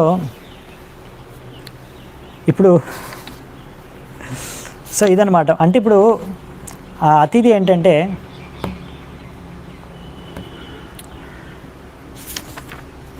ఇటు సరైన అతిథి కాదు, అందుకని వెళ్ళకూడదు అంటారు.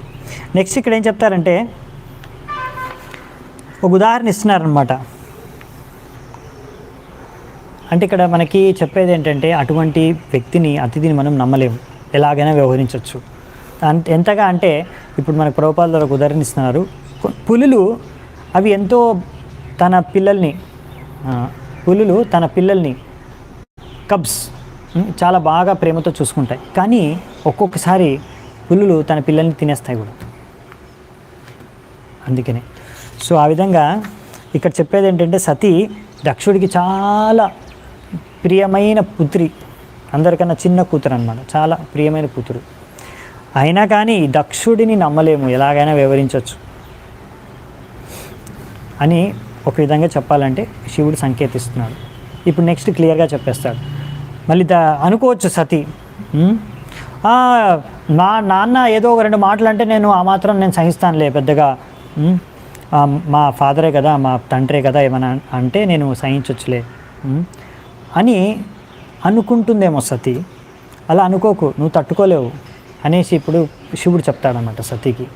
తతారిభిర్న వ్యతతే శిలీముఖై శేతేర్దితాంగో హృదయేన ధూయత స్వానాం యథావక్రదియాం దురుక్తిభిర్ దివానిశం తప్యతి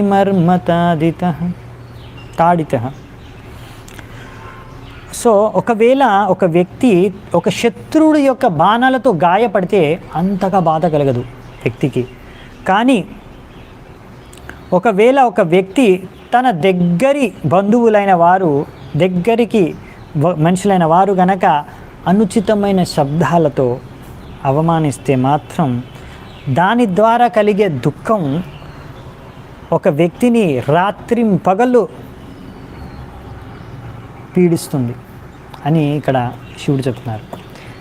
సో ఒక శత్రువు మీ పైన యుద్ధం బాణాలతో వదిలినా లేకపోతే ఏమైనా మాటలన్నా మీరు పెద్దగా పట్టించుకోకపోవచ్చు, మీకు అంత దుఃఖం కలగకపోవచ్చు, మీకు కోపం రావచ్చు కొద్దిగా, మీరు ఒక మాట అనొచ్చేమో, కానీ మనసుకు అంత చోటు కలగదు, అంత బాధ కలగదు. కానీ ఒకవేళ మీ దగ్గరి వాళ్ళు, మీకు చాలా దగ్గరగా ఉండే వ్యక్తి వాళ్ళు కనుక మిమ్మల్ని అవమానిస్తే అనుచిత శబ్దాలతో, దానివల్ల మీకు ఎంతో ఎక్కువ బాధ కలుగుతుంది, పగలు అది మిమ్మల్ని పీడిస్తుంది అని ఇక్కడ శివుడు పార్వతికి హెచ్చరిస్తున్నాడు.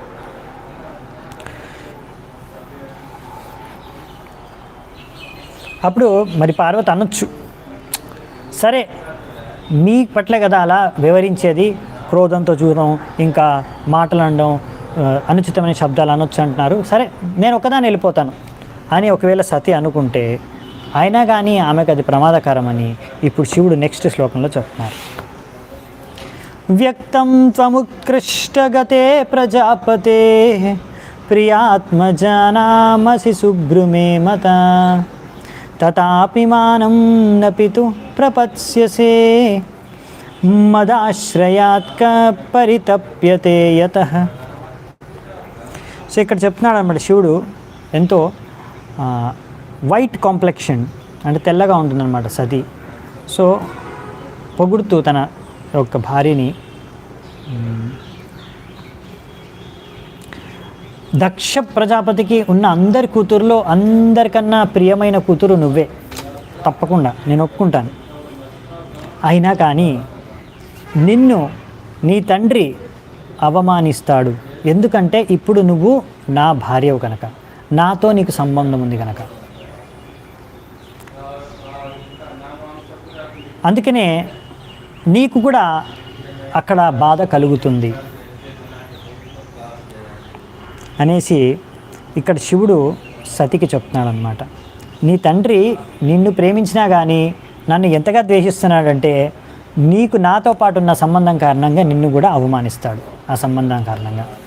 కాబట్టి నువ్వు అది తట్టుకోలేవు అని ముందే చెప్పేశారు. సో ఇక్కడ శివుడినే కాదు అవమానించేది, నిన్ను కూడా అవమానించవచ్చు మీ తండ్రి, ఎందుకంటే నీకు నాకు సంబంధం ఉంది కనుక, నువ్వు నా భార్య కనుక. ఇప్పుడు సో ఇప్పుడు మరి నెక్స్ట్ ఏం చెప్తారంటే, సతి అనుకోవచ్చు, అరే మీరు ఎందుకు అలా ఊహించుకుంటున్నారు ఎక్కువగా మా తండ్రి గురించి, మీకు మా తండ్రికి పడదు కదా, అందుకే మీరు ఇలా ఇన్ని మాటలు అంటున్నట్టున్నారు, మా తండ్రి గురించి మరీ ఇంతగా ఊహించుకుంటున్నారు అని అనుకోవచ్చు. కానీ ఇప్పుడు ఎందుకు ఇలా నేను చెప్తున్నాను, శివుడు దానికి తత్వం చెప్తున్నాను అనమాట, ప్రిన్సిపల్. అసలు ఎందుకు ఇలా వ్యవహరిస్తున్నాడు దక్షుడు, దానికి గల కారణం ఏంటి అనే విషయాన్ని ఇప్పుడు శివుడు వ్యక్తం చేస్తాడు సతికి. పాపచ్యమానేన హృదాతురేంద్రియః సమృద్ధిభిః పూరుషబుద్ధి సాక్షిణాం అకల్పయేషామధిరోధమంచసా పరం పదం ద్విష్టియతాసురా హరిం. సో ఎవరైతే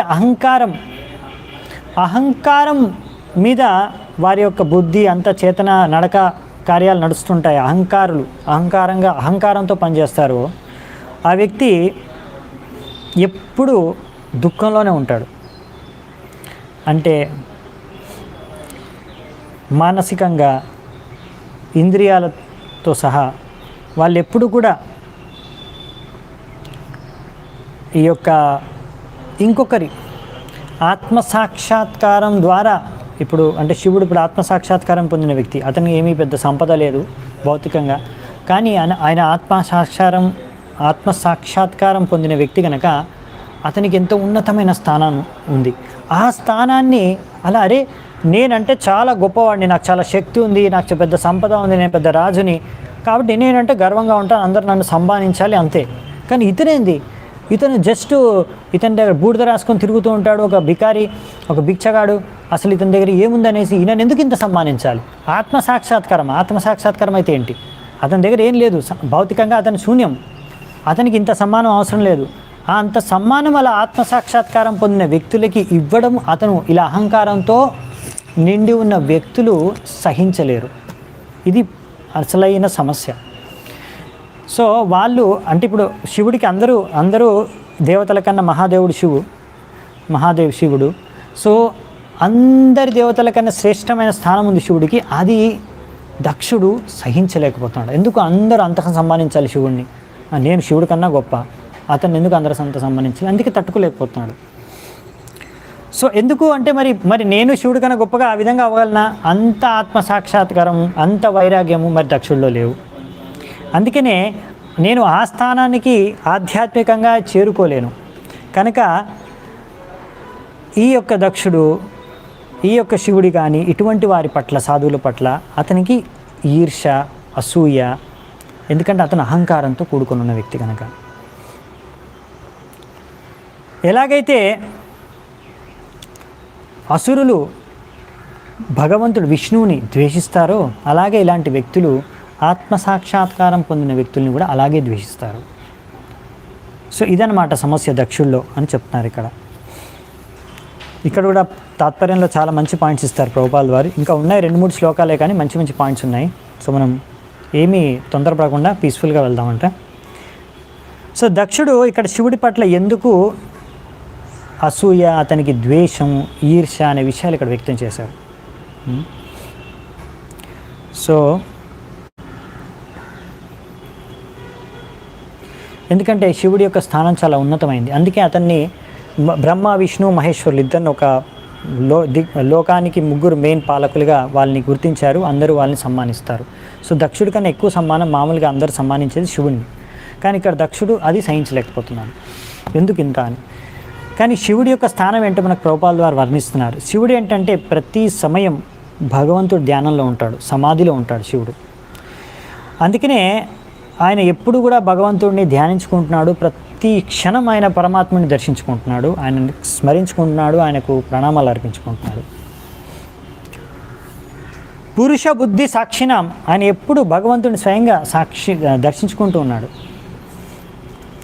సో యాక్చువల్లీ ఇక్కడ దక్షుడు అంటే ఈ ఎపిసోడ్ కూడా ప్రభుపాద వారు ఇక్కడ వర్ణిస్తున్నారు. చాలా మంచి తత్వాలు ఉన్నాయండి ఇక్కడ. ఇంక వచ్చే శ్లోకాల్లో 2 శ్లోకాల్లో కూడా తాత్పర్యంలో ఒక మంచి థీమ్ మనకి ఎక్స్ప్లెయిన్ చేస్తున్నారు. మనం ఎన్నో విషయాలు నేర్చుకుంటాం మన ప్రాక్టికల్గా కూడా. సో ఇక్కడ మనకి ఏం చెప్తున్నారంటే, మనము ఎప్పుడైనా ప్రణామాలు అర్పిస్తాం కదా ఒకరికి. ఎందుకంటే ఇప్పుడు దక్ష ప్రజాపతికి శివుడు ప్రణామాలు అర్పించలేదనేసే దక్షుడు, నాకు ఇతను ప్రణామాలు అర్పించలేదు, అందరు నాకు రెస్పెక్ట్ సమ్మానించారు, ఇతను శివుడు నన్ను సమ్మానించట్లేదు, నా లేచి నిలబడి నాకు ప్రణామాలు అర్పించట్లేదు అనేసి ఇంతగా క్రోధం వ్యక్తం చేశాడు దక్షుడు. కానీ ఒక విషయం ఇక్కడ అర్థం చేసుకోవాల్సింది ఏంటంటే, ఒక వ్యక్తి ఇంకొక వ్యక్తికి ప్రణామాలు అర్పించేది ముఖ్యంగా ఎందుకు అంటే, ఒక వ్యక్తి లోపల హృదయంలో భగవంతుడు పరమాత్మ రూపంలో నివసిస్తున్నాడు కాబట్టి ఆ పరమాత్మకి మనము ప్రణామాలు అర్పిస్తాం, ఆ వ్యక్తి శరీరానికి, భౌతిక శరీరానికి కాదు. సో కానీ దక్షుడు అంత ఉన్నత స్థాయి ఆధ్యాత్మికమా లేడు కనుక అతను ఏమనుకున్నాడంటే, నా శరీరానికి అందరూ సమ్మానం ఇస్తున్నారు, నా శరీరానికి అందరూ దండం పెడుతున్నారు అని అనుకుంటున్నాడు. తద్వారా ఏంటంటే శివుడు ఏంటంటే ఆ దక్ష ప్రజాపతి ఒక శరీరానికి దండం పెట్టట్లేదు. అందుకనే దక్షుడు తట్టుకోలేకపోయాడు. శివుడి పట్ల ఎంతో అసూయ ద్వేషం పెంచుకున్నాడు, శత్రుత్వం పెంచుకున్నాడు, శత్రుభావన. ఎలాగైతే అసురులు ఎప్పుడు ద్వేషిస్తారో విష్ణువుని, భగవంతుడిని, ఇంకా అతన్నే చంపేయాలనుకుంటారు విష్ణువుని అసురులు. సో అలాంటి అసురులు మనము కలియుగంలో కూడా చూడొచ్చు కొంతమందిని. వాళ్ళు ఏం చేస్తారంటే, భగవద్గీతలో కృష్ణుడు స్వయంగా చెప్పాడు ఏమని, మన్మనాభావ మద్భక్తో మధ్యాజి మాం నమస్కురు, మా భక్తుడు నాకు నమస్కరిస్తాడు అని.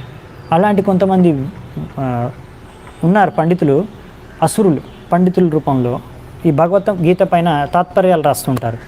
అక్కడ కృష్ణుడు అనేది ప్రణామాలు అర్పించుకోండి, నమస్కారం చేసుకోమన్నాడు కదా, అది కృష్ణుడిని కాదు, కృష్ణుడు లోపల ఉన్న ఇంకొకరును, అలా ఏవేవో తాత్పర్యాలు రాసి కృష్ణుడిని చంపేస్తారు చెప్పాలంటే.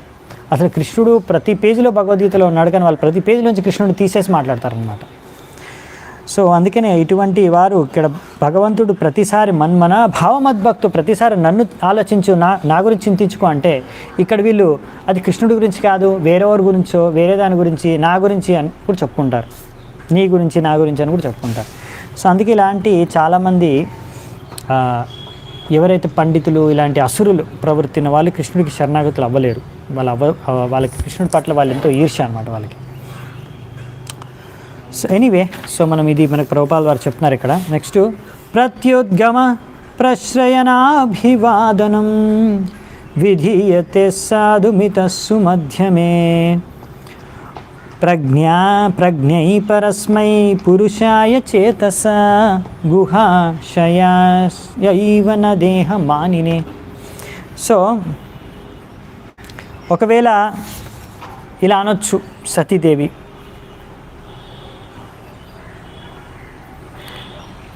నువ్వు దక్షుడిని, సరే దక్షుడు సరిగ్గా లేడు, అతనిలో దోషాలు ఉన్నాయి, నా తండ్రిలో దోషాలు ఉన్నాయి, సరే నేను ఒప్పుకుంటాను. కానీ నువ్వు మాత్రం ఆత్మసాక్షాత్కారం పొందినవాడివి, నువ్వు మాత్రం దక్షుడిని ద్వేషించు, అతను మిమ్మల్ని ద్వేషిస్తున్నాడు, నేను ఒప్పుకుంటాను.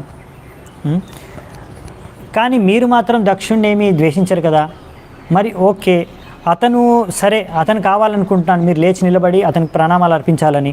మరి అటువంటిది మీరు అతన్ని, నా తండ్రిని ఒక మామలాగా నించొని అతనికి ప్రణామాలు సమ్మానం చూపించవచ్చు కదా, ఎందుకు చూపించలేదు అని సతి అడగొచ్చు. సరే మా తండ్రి ద్వేషిస్తున్నాడు, అసూయ మీ పట్ల అన్నీ ఉన్నాయి, కానీ మీకు లేదు కదా, మీరు నించొని సమ్మానించవచ్చు కదా, మీరు నించొని అతను ఒక మామ, మీకు ఆ విధంగా మీరు అతన్ని సమ్మానించవచ్చు కదా, లేకపోతే అతనికి ప్రణామాలు అర్పించవచ్చు కదా అని. అందుకే మనకు ముందే ఒక విషయం క్లియర్ చేసుకున్నాం, ప్రణామాలు అనేది శరీరానికి కాదు, మనం పరమాత్మకు అర్పిస్తాం. ఇంకా ఆ విషయాన్ని ఇంకా క్లియర్గా మనకి ఇప్పుడు ఈ తాత్పర్యంలో ప్రభుపాద వారు చెప్పబోతున్నారు. ఈ యొక్క శ్లోకం అర్థం ఏంటంటే, ఇక్కడ శివుడు ఏం చెప్తున్నాడంటే సతికి, తప్పకుండా మిత్రులు, బంధువులు ఒకరినొకరు కలుసుకున్నప్పుడు ఒకరికొకరు ప్రణామాలు నమస్కారాలు చెప్పుకుంటారు, గ్రీటింగ్స్, ఒకరినొకరు సమ్మానపూర్వకంగా వ్యవహరిస్తారు. కానీ ఇలా ఒకరికొకరు నమస్కారం చేసుకునేది, ప్రణామాలు అర్పించుకునేది ఎవరికి అంటే, but those who are elevated to the ట్రాన్స్మింగ్, ఎవరైతే అర్పించుకుంటారు సమానాలు ప్రణామాలు అర్పించుకుంటారు, కానీ ఎవరైతే చాలా బుద్ధిమంతులు ఉంటారో, సరైన జ్ఞానం కలిగి ఉంటారో వారు శరీరానికి కాదు ప్రణామాలు అర్పించేది, పరమాత్మకు ప్రణామాలు అర్పించుకుంటారు. ఏ పరమాత్మ అయితే హృదయం లోపల నివసిస్తున్నాడు ఆ పరమాత్మకే ప్రణామాలు అర్పించుకుంటారు. సో మీకు చెప్తున్నాను, ఒక డివోటీ వచ్చి ఇక్కడ ప్రణామాలు అర్పించుకొని వెళ్తున్నారు నాకు. సో అది పరమాత్మకి, నాకు కాదనమాట, నా శరీరానికి కాదు. సో ఈ విధంగా ఒక వ్యక్తి అర్థం చేసుకోవాలన్నమాట, ఇది పరమాత్మకి అర్పిస్తున్నారు ప్రణామాలు, నా శరీరానికి కాదు అని. సో ఒకవేళ అనుకున్నాడు అనుకో, నా శరీరానికి ప్రణామాలు అర్పిస్తున్నారు అనేసి, అప్పుడు అతను అనుకుంటాడు నేను ఎంతో గొప్ప అనేసి. చాలా రోజుల కింద ఒకసారి నేను స్టోరీ ఉన్నాను, ప్రభుపాద వారు చెప్తారు. ఒక గాడిద ఉంటుందన్నమాట, గాడిదే. సో ఆ గాడిదే పైన ఒకసారి ఊరేగింపు తీసుకెళ్తుంటారనమాట. సో పైన భగవంతుడు విగ్రహం ఉంటుంది గాడిద పైన పెట్టుకొని తీసుకెళ్తూ ఉంటాడు. అక్కడున్న గ్రామ ప్రజలందరూ కూడా గాడిదని చూసి వెంటనే, అంటే పైన భగవంతుడిని చూసి వెంటనే దాంట్లో ప్రణామాలు చేస్తూ ఉంటారు. గాడిద వెళ్తూ ఉంటుంది, సో చూసి వెంటనే అందరూ ప్రణామాలు అర్పించుకుంటూ ఉంటారు. సో గాడిద అనుకుంటుంది నేను చాలా గొప్పదాన్ని, ప్రతి ఒక్కరు నాకు ప్రణామాలు అర్పిస్తున్నారు, నేను ఎంత గొప్ప అనుకుంటుంది. సో ఆ విధంగా అనమాట. సో మనం ఎప్పుడు కూడా అనుకోకూడదు ఇంతమంది నాకు ప్రణామాలు అర్పిస్తున్నారు, నేను రాగానే అందరూ దండ ప్రణామాలు చేస్తున్నారు, నేను ఎంత గొప్ప అని ఫీల్ అయిపోయి ఉప్పొంగిపోకూడదు. మనం ఏం చేయాలి, మనం తిరిగి ప్రణామాలు అర్పించాలి. ఎందుకు, అతను అర్పించేది నాలో ఉన్న హృదయంలో ఉన్న పరమాత్మకి ప్రణామాలు అర్పిస్తున్నాడు, నేను కూడా ఇప్పుడు ప్రణామాలు ఆయనకి, నేను కూడా ప్రణామాలు చెప్పుకోవాలి అతని హృదయంలో ఉన్న పరమాత్మ. అందుకనే ప్రభుపాద వారు ఇక్కడ రాశారు మనకి, ఒక శిష్యుడు గురువుకి ప్రణామాలు అర్పించినప్పుడు గురువు కూడా తిరిగి మళ్ళీ శిష్యుడికి ప్రణామాలు అర్పిస్తారు. ఎందుకంటే గురువు కూడా శిష్యుడి యొక్క హృదయంలో పరమాత్మ ఉన్నాడు కాబట్టి పరమాత్మకి ప్రణామాలు అర్పిస్తారు. సో ఇలా ఎవరైతే కొంచెం బుద్ధి కలిగిన వాళ్ళు ఈ విషయాన్ని అర్థం చేసుకొని ప్రణామాలు అర్పించుకుంటారు. అలాంటి బుద్ధి అంతగా లేని వాళ్ళు ఏంటంటే శరీరానికి ప్రణామాలు అర్పించుకుంటారు. అలా ఎవరైనా నాకు ప్రణామాలు అర్పించకపోతే ఫీల్ అయిపోవడం, నేను ఎంత గొప్ప, నాకు ఇతను ప్రణామాలు అర్పించట్లేదు, ఏం సంగతి అనేసి క్రోధం పెంచుకోవడం. సో అందుకనే ఇక్కడ మనకు ప్రభుపాద వారు చెప్తున్నారు ఏమంటే, ఇది వైష్ణవ సదాచారం. మనం ఎప్పుడైనా ఇంకొక వైష్ణవుల్ని చూస్తే తప్పకుండా మనం వెంటనే అతనిలో ఉన్న పరమాత్మని గుర్తించి వెంటనే అతనికి మనము ప్రణామాలు అర్పించుకోవాలి. మరి ఇక్కడ ఏంటి, ఇప్పుడు శివుడు అందుకే చెప్తున్నాడు అనమాట, ప్రణామాలు అనేది భగవంతుడు పరమాత్మకు అర్పించుకునేది, అవునా, శరీరానికి కాదు. అందుకనే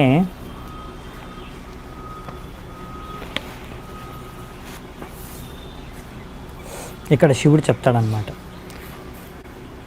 నేను ఇప్పుడు ఎందుకు ప్రణామాలు అర్పించుకోలేకపోయాను, లేకుంటే లేచి నిలబడి ఆయనకి ప్రణామాలు ఎందుకు అర్పించలేదు. సత్వం విశుద్ధం వసుదేవ శబ్దితం యదీయతే తత్ర పుమానపావ్రతః సత్వే చ తస్మిన్ భగవాన్ వాసుదేవో హ్యదూక్షజో మే నమసా విధీయతే. చూడండి ఇక్కడ క్లియర్గా చూడండి, శివుడు స్వయంగా చెప్తున్నాడు. ఇది చాలా క్లియర్ పాయింట్. ఎందుకు అంటున్నానంటే, చాలామంది అంటారు, మీరు కృష్ణుడు భక్తులు, మీరు హరే కృష్ణ వాళ్ళు, అందుకే మీరు అంటున్నారు శివుడు కూడా కృష్ణుడు భక్తుడు, శివుడు కూడా విష్ణువు భక్తుడు అని. అలా ఏం కాదు అని వెర్రిగా వాదిస్తూ ఉంటారే, అలాంటి వాళ్ళ కోసం ఇక్కడ శ్లోకం ఉందన్నమాట. ఇక్కడ శివుడు స్వయంగా చెప్తున్నాడు. ఇంకో దగ్గర కూడా ఉంది, 4వ స్కందంలోనే చూస్తాం మనము, శివుడు రుద్రగీతం ఉంటుంది. అక్కడ ఇంకా విస్తృతంగా భగవంతుడు విష్ణువుని ఆయన గుణగానం చేస్తాడు శివుడు. సో ఇక్కడ ఏం చెప్తున్నాడు, శివుడు ఎవరిపైన ధ్యానం చేస్తూ ఉంటాడు, ఎప్పుడు సమాధిలో ఉంటాడో ఎవరిపైన ధ్యానం చేస్తూ ఇక్కడ రాశారు ఆ విషయాన్ని. ఏం చెప్పాడు ఇక్కడ, సత్వే చ తస్మిన్ భగవాన్ వాసుదేవో, భగవంతుడు వాసుదేవుడికి నేను ఎప్పుడు శుద్ధ సత్వంతో, వసుదేవ సత్వం లేకపోతే శుద్ధ సత్వంతో అంటే కృష్ణ కాన్షియస్నెస్, సంపూర్ణ భగవత్ చింతనతో నేను భగవంతుడి వాసుదేవుడికి ఎల్లప్పుడూ నేను ప్రణామాలు అర్పించుకుంటూనే ఉంటాను. సో నాకు భగవంతుడు ఎందుకంటే ఎప్పుడు దర్శనమిస్తాడు నాకు శుద్ధ చిత్తతో, వసుదేవ కాన్షియస్నెస్ ఇదేంటనేది మనకి ఇక్కడ మనకు ప్రభుపాల్ వారు చాలా బాగా వర్ణిస్తారు. ఇది చాలా చాలా చాలా ఇంపార్టెంట్ కాన్సెప్ట్ అండి, చాలామందికి తెలియదు. సో ఈ విషయం మనం అర్థం చేసుకోవాలి. సో ఈ విధంగా వసుదేవ చేతన, శుద్ధ సత్వం, కృష్ణ భావనామృతం ఇవన్నీ ఒకటే. ఓకే, ఇటువంటి చేతనతో ఉన్నవారికి సంపూర్ణంగా అప్పుడు భగవంతుడు ఎల్లప్పుడూ మనకు కనిపిస్తాడంట. ఇక్కడ శివుడు చెప్తున్నాడు, నేను ఎప్పుడు భగవంతుడిని దర్శించుకుంటున్నాను, నిరంతరం నేను భగవంతుడిని దర్శించుకుంటున్నాను, నేను సమాధిలో ఉన్నాను. సో భగవంతుడిని ఎల్లప్పుడూ దర్శించుకుంటున్నాను, అందుకే నేను ఎప్పుడు భగవంతుడి ప్రాణాలు అర్పించుకుంటూనే ఉన్నాను. సో సపరేట్గా మళ్ళీ వ్యక్తి వచ్చాడనేసి సపరేట్గా నేను నించొని ప్రణామాలు అర్పించే అవసరం నాకు లేదు, నేను చేయలేను కూడా. ఎందుకు చేయలేను అంటే నేను ఇప్పుడు సాధారణ వ్యక్తులలాగా నేను సాధారణ బద్ధ అవస్థలో లేను. నేను వసుదేవ కాన్షియస్నెస్ అంటే కృష్ణ కాన్షియస్నెస్లో శుద్ధ సత్వం, ఇక్కడ రాశారు కదా, సత్వే చతస్మిన్, సత్వం విశుద్ధ సత్వంలో నేను శుద్ధమైన సత్వం, విశుద్ధ సత్వం అంటే 3 గుణాలకు అతీతమైన చేతనలో ఉన్నాను కనుక నాకు ఈ సమయంలో కృష్ణుడు నాకు కనిపిస్తాడు, వాసుదేవుడు నాకు భగవంతుడు కనిపిస్తున్నాడు, ఆయనకు నేను ఎల్లప్పుడూ ఆ సమాధిలో ప్రణామాలు అర్పించుకుంటూనే ఉన్నాడు. అందుకే నేను మళ్ళీ సపరేట్గా నించొని అర్పించలేదు ఆయనకి. సో ఈ శుద్ధ సత్వ అంటే సంపూర్ణమైన, ఇప్పుడు ఎలాగంటే మన భౌతిక చేతనకి కృష్ణ చైతన్యంకి ఎలా అంటే శుద్ధ సత్వం అంటే 3 గుణాలకు అతీతం. ఎలా అవుతుందంటే ఇప్పుడు ఇక్కడ మనకు 2 ఉదాహరణలు ఇచ్చారు. ఐరన్ అంటే ఇనుముని మీరు అగ్నిలో పెట్టారనుకోండి, ఇనుముని అగ్నిలో పెట్టి చాలాసేపు మీరు మంటలో పెడితే కొంచెం సమయం తర్వాత ఆ ఇనుము కూడా అగ్నిలాగా మారిపోతుంది. అంటే మీరు ఆ ఇనుముని టచ్ చేశారనుకోండి మీ చేయి కాలుతుంది అనమాట. అంటే అగ్నిలాగానే ప్రవర్తిస్తుంది, అది ఇనుమే కానీ అగ్నిలాగా ప్రవర్తిస్తుంది. అలా కృష్ణ భావనామృతంలో సంపూర్ణంగా శుద్ధమైపోయిన వాళ్ళు ఆ విధంగా కృష్ణ భావనామృత చేతనతో ఉన్నప్పుడు ఇప్పుడు వాళ్ళ చేతన అనేది ఆధ్యాత్మికంగా మారిపోయింది. ఇప్పుడు వాళ్ళు 3 గుణాలకి అతీతంగా మారిపోయారు. అలాగే ఎలాగైతే కాపర్ వైర్ ఉంటుంది కదా, ఇప్పుడు మనకి కరెంటు తీగ ఉంటుంది కదా, కరెంటు ఆ తీగలోంచి ప్రయాణిస్తున్నప్పుడు కరెంటు ఆన్ ఉన్నప్పుడు ఎలక్ట్రిసిటీ అది వెంటనే కరెంటు మీకు తగులుతుంది, షాక్ తగులుతుంది, కరెంట్ షాక్. అవునా? అయ్యో అది కాపర్ తీగ అనుకుంటే కాపర్ తీగ కాదు, అది మీకు కరెంట్ షాక్ ఇస్తుంది. అది అప్పుడు కరెంట్ లాగానే పనిచేస్తుంది. సో ఈ విధంగా ఇది ఎలా సంభవం అంటే మాంచయో వ్యభిచారేణ భక్తి యోగేన సేవతే సగుణాన్ సమతీత్యైతాన్ బ్రహ్మభూయాయ కల్పతే. సో ఈ విధంగా ఒక వ్యక్తి బాగా భక్తి చేసుకుంటే అవ్యభిచారణ భక్తి అంటే అటు ఇటు కాకుండా మొత్తం ఫోకస్డ్ ఫుల్ దృష్టితో భక్తితో భక్తి యోగలో సేవ చేసుకుంటూ వెళ్ళిపోతే 3 గుణాలకు కూడా అతీతుడుగా అయిపోయి బ్రహ్మభువయ కల్పితాయి అంటే ఆధ్యాత్మిక పరిస్థితిలో స్థాపితం అయిపోతారు సమాధి అవస్థలో. సో ఈ శుద్ధ సత్వ స్థాయి, సంపూర్ణ కృష్ణ భావనామృతం స్థాయినే శుద్ధ సత్వ స్థాయి అంటారు, 3 గుణాలకు అతీతమైన స్థాయి అంటారు, సమాధి అంటారు. దీన్నే వసుదేవ సత్వం లేకపోతే వసుదేవ కాన్షియస్నెస్ అంటే ఏంటంటే ఇప్పుడు చూడండి, కృష్ణుడిని పేరు వసుదేవ వేరు. వసుదేవ వేరు కృష్ణుడి యొక్క తండ్రి, కృష్ణుడి తండ్రి పేరు వాసుదేవ్ అంటే వసుదేవుడికి వాసుదేవుడు జన్మించాడనమాట. వసుదేవు నుంచి వాసుదేవుడు ఉత్పన్నమయ్యాడనమాట. వసుదేవుడికి వాసుదేవుడు ప్రత్యక్షమయ్యాడనమాట. అలాగే మనలో కూడా ఈ వసుదేవ చేతన కృష్ణ కాన్షియస్నెస్ సంపూర్ణంగా 100% అయినప్పుడు మనం కూడా ఆ వాసుదేవుడు మనకు కూడా ప్రత్యక్షమవుతాడు. ఆ వాసుదేవుని మనం కూడా ఎల్లప్పుడూ దర్శించుకోవచ్చు. అప్పుడు మనము ఆధ్యాత్మిక చేతనతో ప్రేమాంజనచ్చురిత భక్తి విలోచనేన సంత సదైవ హృదయేషు విలోకయంతి యం శ్యామసుందరం అచింత్య గుణస్వరూపం గోవిందమాదిపురుషం తమహం భజన్. సో ఈ యొక్క గోవిందుడి యొక్క శ్యామసుందర స్వరూపం అచింత్య అంటే మనం ఇప్పుడు చూడలేము, కానీ ప్రేమాంజన చూరిత మనం ఆ కృష్ణ ప్రేమ పొందినప్పుడు సంత సదైవ అంటే సాధువులు సంతులు వాళ్ళు కృష్ణుని దర్శించుకోగలరు. అలా ఇక్కడ శివుడు అంటున్నాడు, నేను ఎల్లప్పుడూ కృష్ణుడిని అంటే వాసుదేవుని దర్శించుకుంటూ ఉన్నాను, అతనికి ప్రణామాలు అర్పించుకుంటూనే ఉన్నాను. ఎందుకంటే అతని స్థాయి అదనమాట. ఇంకా కొన్ని విషయాలు చెప్తున్నారు మనకి. మనము ఇప్పుడు ప్రభుపాల్ వారి ముందు కానీ, లేకపోతే ప్రభుపాల్ ద్వారా గురువు గారి ముందు కానీ, ఇంకా ఆచార్యుల ముందు కానీ మనము వాళ్ళని జయధ్వని చెప్పినప్పుడు కూడా చెప్తాం కదా, అష్టోత్తర శ్రీమద్ భక్తి సిద్ధాంత సరస్వతి ఠాకూర్ శీల ప్రభుపాదికి జయ, అష్టోత్తర శ్రీమద్ ఏసీ భక్తి వేదాంత స్వామి శీల ప్రభుపాదికి జయ, ఇలా చెప్తాం కదా. అంటే మనము ఇలా గురువు గారు లేకపోతే పరం గురు ఆచార్యుల ముందు అష్టోత్తర అని రాస్తున్నాం కదా. దాని అర్థం ఏంటంటే ఆ గురువు, ఆ ఆచార్యుడు శుద్ధ సత్వలో ఉన్నాడు అని అర్థం అంట. అది జీవగోస్వామి పాద్ మనకి భక్తి సందర్భంలో రాశారని శీల ప్రభుపాల్ వారు చెప్తున్నారు. సో మరి మనం ఆ స్థాయికి ఎలా వెళ్ళాలండి? ఇప్పుడుంది మనం బద్ధ అవస్థలో ఉన్నాం కదా, అంటే భౌతిక ఇంద్రియాలతో మనము భౌతిక దృష్టికోణంతో ఆధ్యాత్మిక విషయాల్ని చూడలేము. ఆధ్యాత్మిక వస్తువుని, ఆధ్యాత్మిక భగవంతుడిని దర్శించుకోలేకపోతున్నాం కదా. ఎలా ఆధ్యాత్మిక రూపాన్ని మేము చూడలేకపోతున్నాం భగవంతుడిది అంటే, దానికి మనము ఋషికేశ సేవనం. సో మనము ఇంద్రియాలని శుద్ధపరచుకోవాలి. ఎలాగైతే చెప్పాం కదా ఉదాహరణ, ఐరన్ రాడ్ని మంటలో పెడితే అది ఐరన్ రాడ్ కూడా మంటలాగా మారిపోతుందో, అలా మన చేతన, మన దృష్టికోణం సంపూర్ణంగా శుద్ధమైపోవాలి. అది ఎలా ఉందంటే భగవంతుడి సేవ, భక్తి యోగేన సేవతే. భక్తి యోగలో మనం భగవంతుడికి సేవ చేసుకున్నప్పుడు మన ఇంద్రియాలు శుద్ధమైపోతాయి. అలా సంపూర్ణంగా శుద్ధమైపోయినప్పుడు మనం భగవంతుడిని దర్శించుకోగలం. అదేంటంటే ఇప్పుడు ఎందుకు దర్శించుకోలేకపోతున్నామంటే, ఇప్పుడు శుద్ధంగా లేవన్నమాట, దుమ్ము ధూళి ఉందన్నమాట. ఎలా అంటే మనకి చైతన్య మహాప్రభు చెప్తారు ఉదాహరణ, చేతోదర్పణ మార్జనం శ్లోకం, అది శిక్షాష్టకంలో మొదటిది. అందుకే మనం జపం చేసినప్పుడు కానీ, నవవిధ భక్తి చేస్తున్నప్పుడు, సేవ చేస్తున్నప్పుడు భగవంతుడికి, సో మన అద్దం పైన ఎంతో దుమ్ము ధూళి ఉందనుకోండి, మొత్తం నిండిపోయింది అనుకోండి, మీరు చూస్తే మీకేమైనా మీ ముఖం మీకు అద్దంలో కనిపిస్తుందా? కనిపించదు. సో మనం అద్దాన్ని శుభ్రపరిస్తే అప్పుడు మనకు అద్దంలో మన ముఖం మనకు కనిపిస్తుంది. అలా ముందు మనము ఈ యొక్క ఇంద్రియాలని శుద్ధపరచాలన్నమాట. తర్వాత మనం భగవంతుడిని దర్శించుకోగలం. అదనమాట మన ముందున్న ఆ దుమ్ము ధూళి అనేది తొలగిపోయిన తర్వాత అప్పుడు భగవంతుడిని మనం దర్శించుకోగలం క్లియర్గా. ఇంకొక ముఖ్యమైన పాయింట్, దీని తర్వాత మనం నెక్స్ట్ 2 శ్లోకాలు ఫాస్ట్గానే అయిపోతాయి. ఇదే మెయిన్ పాయింట్. ఇప్పుడు శివుడు ఆ సమాధిలో ఉన్నాడనమాట. ఈ సమాధి అవస్థ అంటే ఏంటంటే, ఈ సమాధి అవస్థలో భక్తుడు తను నియంత్రణలో తను ఉండడం అనమాట. అంటే ఇప్పుడు శివుడు చెప్పేది ఏంటంటే పార్వతికి ముఖ్యంగా, నేను నించోలేను, ఎందుకంటే ఇప్పుడు నేను భగవంతుడి యొక్క అంతరంగ శక్తి ఆధీనంలో నేను పనిచేస్తున్నాను. ఎందుకంటే చూడండి, ప్రతి ఒక్క వ్యక్తి, ఇప్పుడు మనం అందరం ఎవరైనా సరే శుద్ధ భక్తులు ఏంటంటే వాళ్ళు భగవంతుడి యొక్క అంతరంగ శక్తి ఆధీనంలో వాళ్ళు కార్యాలు చేస్తూ ఉంటారు. మనం ఏంటంటే 3 గుణాల ప్రభావితం చెంది మనం కార్యాలు చేస్తూ ఉంటాం. ఇప్పుడు అంతరంగ శక్తి, బహిరంగ శక్తి, మనం ఇప్పుడు బద్ధజీవులందరం బహిరంగ శక్తి అండర్లో పనిచేస్తున్నాం, కార్యాలు చేస్తున్నాం, వాటి ప్రభావం 3 గుణాల ప్రభావం వలన.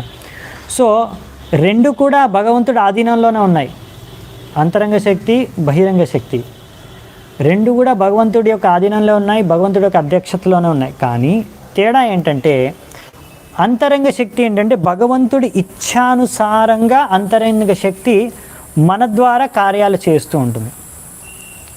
సో అందుకనే ఇప్పుడు శివుడు చెప్పేది ఏంటంటే శివుడు సమాధి అవస్థలో ఉన్నాడు కాబట్టి అతను తన సొంతంగా ఏం చేయలేడు, అన్నీ కూడా భగవంతుడి యొక్క అంతరంగ శక్తి యొక్క ప్రభావంతో చేస్తాడు. అంటే ఒక శుద్ధ భక్తుడు సమాధి అవస్థలో ఉన్నప్పుడు అతను తన నియంత్రణలో ఉంటాడు, అంతరంగ శక్తి నియంత్రణలో, భగవంతుడి నియంత్రణలో డైరెక్ట్గా ఉంటాడు, పనిచేస్తాడు. మనం ఏంటంటే ఇక్కడ బద్ధవస్థలో బద్ధజీవులము ఇక్కడ 3 గుణాల చేత ప్రభావితమై ఉంటాం కనుక మనం ఇక్కడ ఏంటంటే మన ఇచ్ఛానుసారంగా మనం ఇక్కడికి వచ్చాము, మన కోరికలు మనం తీర్చుకోవడానికి ఇక్కడికి వచ్చాము. అందుకనే మనకి 3 గుణాలు ప్రకారం ఏ కోరిక ఏ గుణం ద్వారా అది ప్రభావితమై మనం ఆ కోరికలు అలా కార్యాలు చేస్తూ ఉంటాం తీర్చుకోవడానికి. సో అదనమాట ఇక్కడ ఏంటంటే మన కోరిక బేస్ అనమాట. అక్కడ ఏంటంటే అంతరంగ శక్తిలో భగవంతుడి కోరిక. యాక్చువల్లీ శుద్ధ భక్తుడు అంటే ఏం లేదు, భగవంతుడి కోరికనే తన కోరికగా చేసుకుంటాడు, అది భక్తుడు. భగవంతుడి కోరిక వేరు, మన కోరిక వేరు. అప్పుడు మనము మాయా ప్రభావంతో మాయలో ఉంటాం. సో ఈ విధంగా ఎప్పుడైతే ఒక వ్యక్తి శుద్ధమవుతాడో అప్పుడు భగవంతుడు సంభవామి ఆత్మమాయ అనేసి ఇక్కడ భగవద్గీతలో అన్నారు. సంభవామి ఆత్మమాయ అంటే భగవంతుడు మన ముందు ప్రత్యక్షమవుతాడు, మనము భగవంతుడిని దర్శించుకోగలం. సో భగవంతుడు తను స్వయంగా మీకు దర్శనం ఇచ్చినప్పుడే మనం దర్శించుకోగలం. మనం బలవంతంగా భగవంతుడిని దర్శించుకోలేము. మనం ఛాలెంజ్ చేసి నేను భగవంతుడు ఉంటే నాకు ఎందుకు కనిపించట్లేదు, నేను భగవంతుడిని చూస్తాను ఇప్పుడే, భగవంతుడు ఉంటే నేను ఇప్పుడే చూడాలి, లేకపోతే భగవంతుడు లేడు అంటే భగవంతుడు మీరు ఆర్డర్ వేస్తే వచ్చే మీ నౌకరా ఏంటి? కాదు కదా.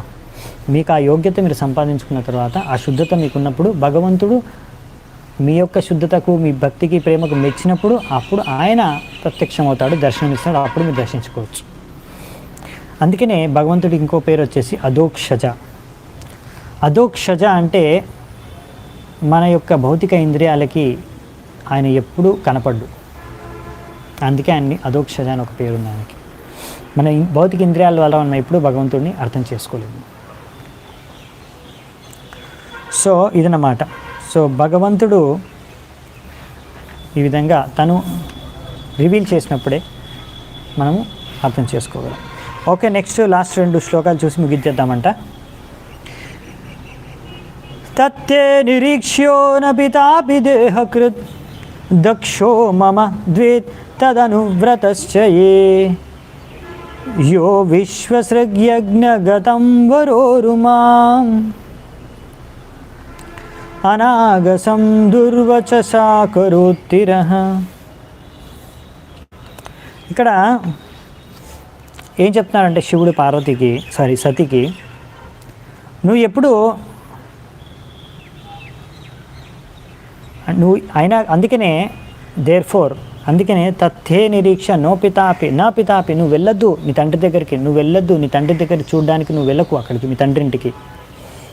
అతనే నీకు ఈ శరీరాన్ని ఇచ్చాడు తండ్రి, నువ్వు ఆయన కూతురువి కదా, నీకు ఆయన శరీరాన్ని ఇచ్చాడు సరే, కానీ అతను ఇంకా అతని అనుచరులు నా పట్ల వారికి అసూయ శత్రుభావన ఉంది, ఎన్వియస్, వాళ్ళకి నా పట్ల అసూయ శత్రుభావన ఉంది. అందుకే ఈ యొక్క అసూయ కారణంగా అతను నన్ను అవమానించాడు.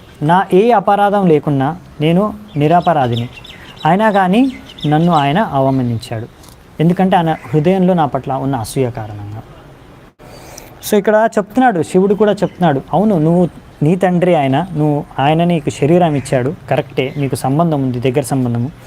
అంతేకాకుండా ఒక స్త్రీకి భర్త కూడా ఎంతో దగ్గర సంబంధము, ఇంకా ఎంతో ఆదరణీయ వ్యక్తి, అలాగే తండ్రి కూడా ఆదరణీయ వ్యక్తి, ఇద్దరు కూడా సమానంగా ఆదరణీయులు ఒక స్త్రీకి, తండ్రి మరియు భర్త. ముఖ్యంగా ఇంకా ప్రభుపాల్ వారు చెప్తున్నారు ఇక్కడ తండ్రి ఎక్కువ, అంటే ముఖ్యంగా తండ్రి ఎందుకు ఆదరణీయులు అంటే ఆయన శరీరాన్ని ఇస్తారు.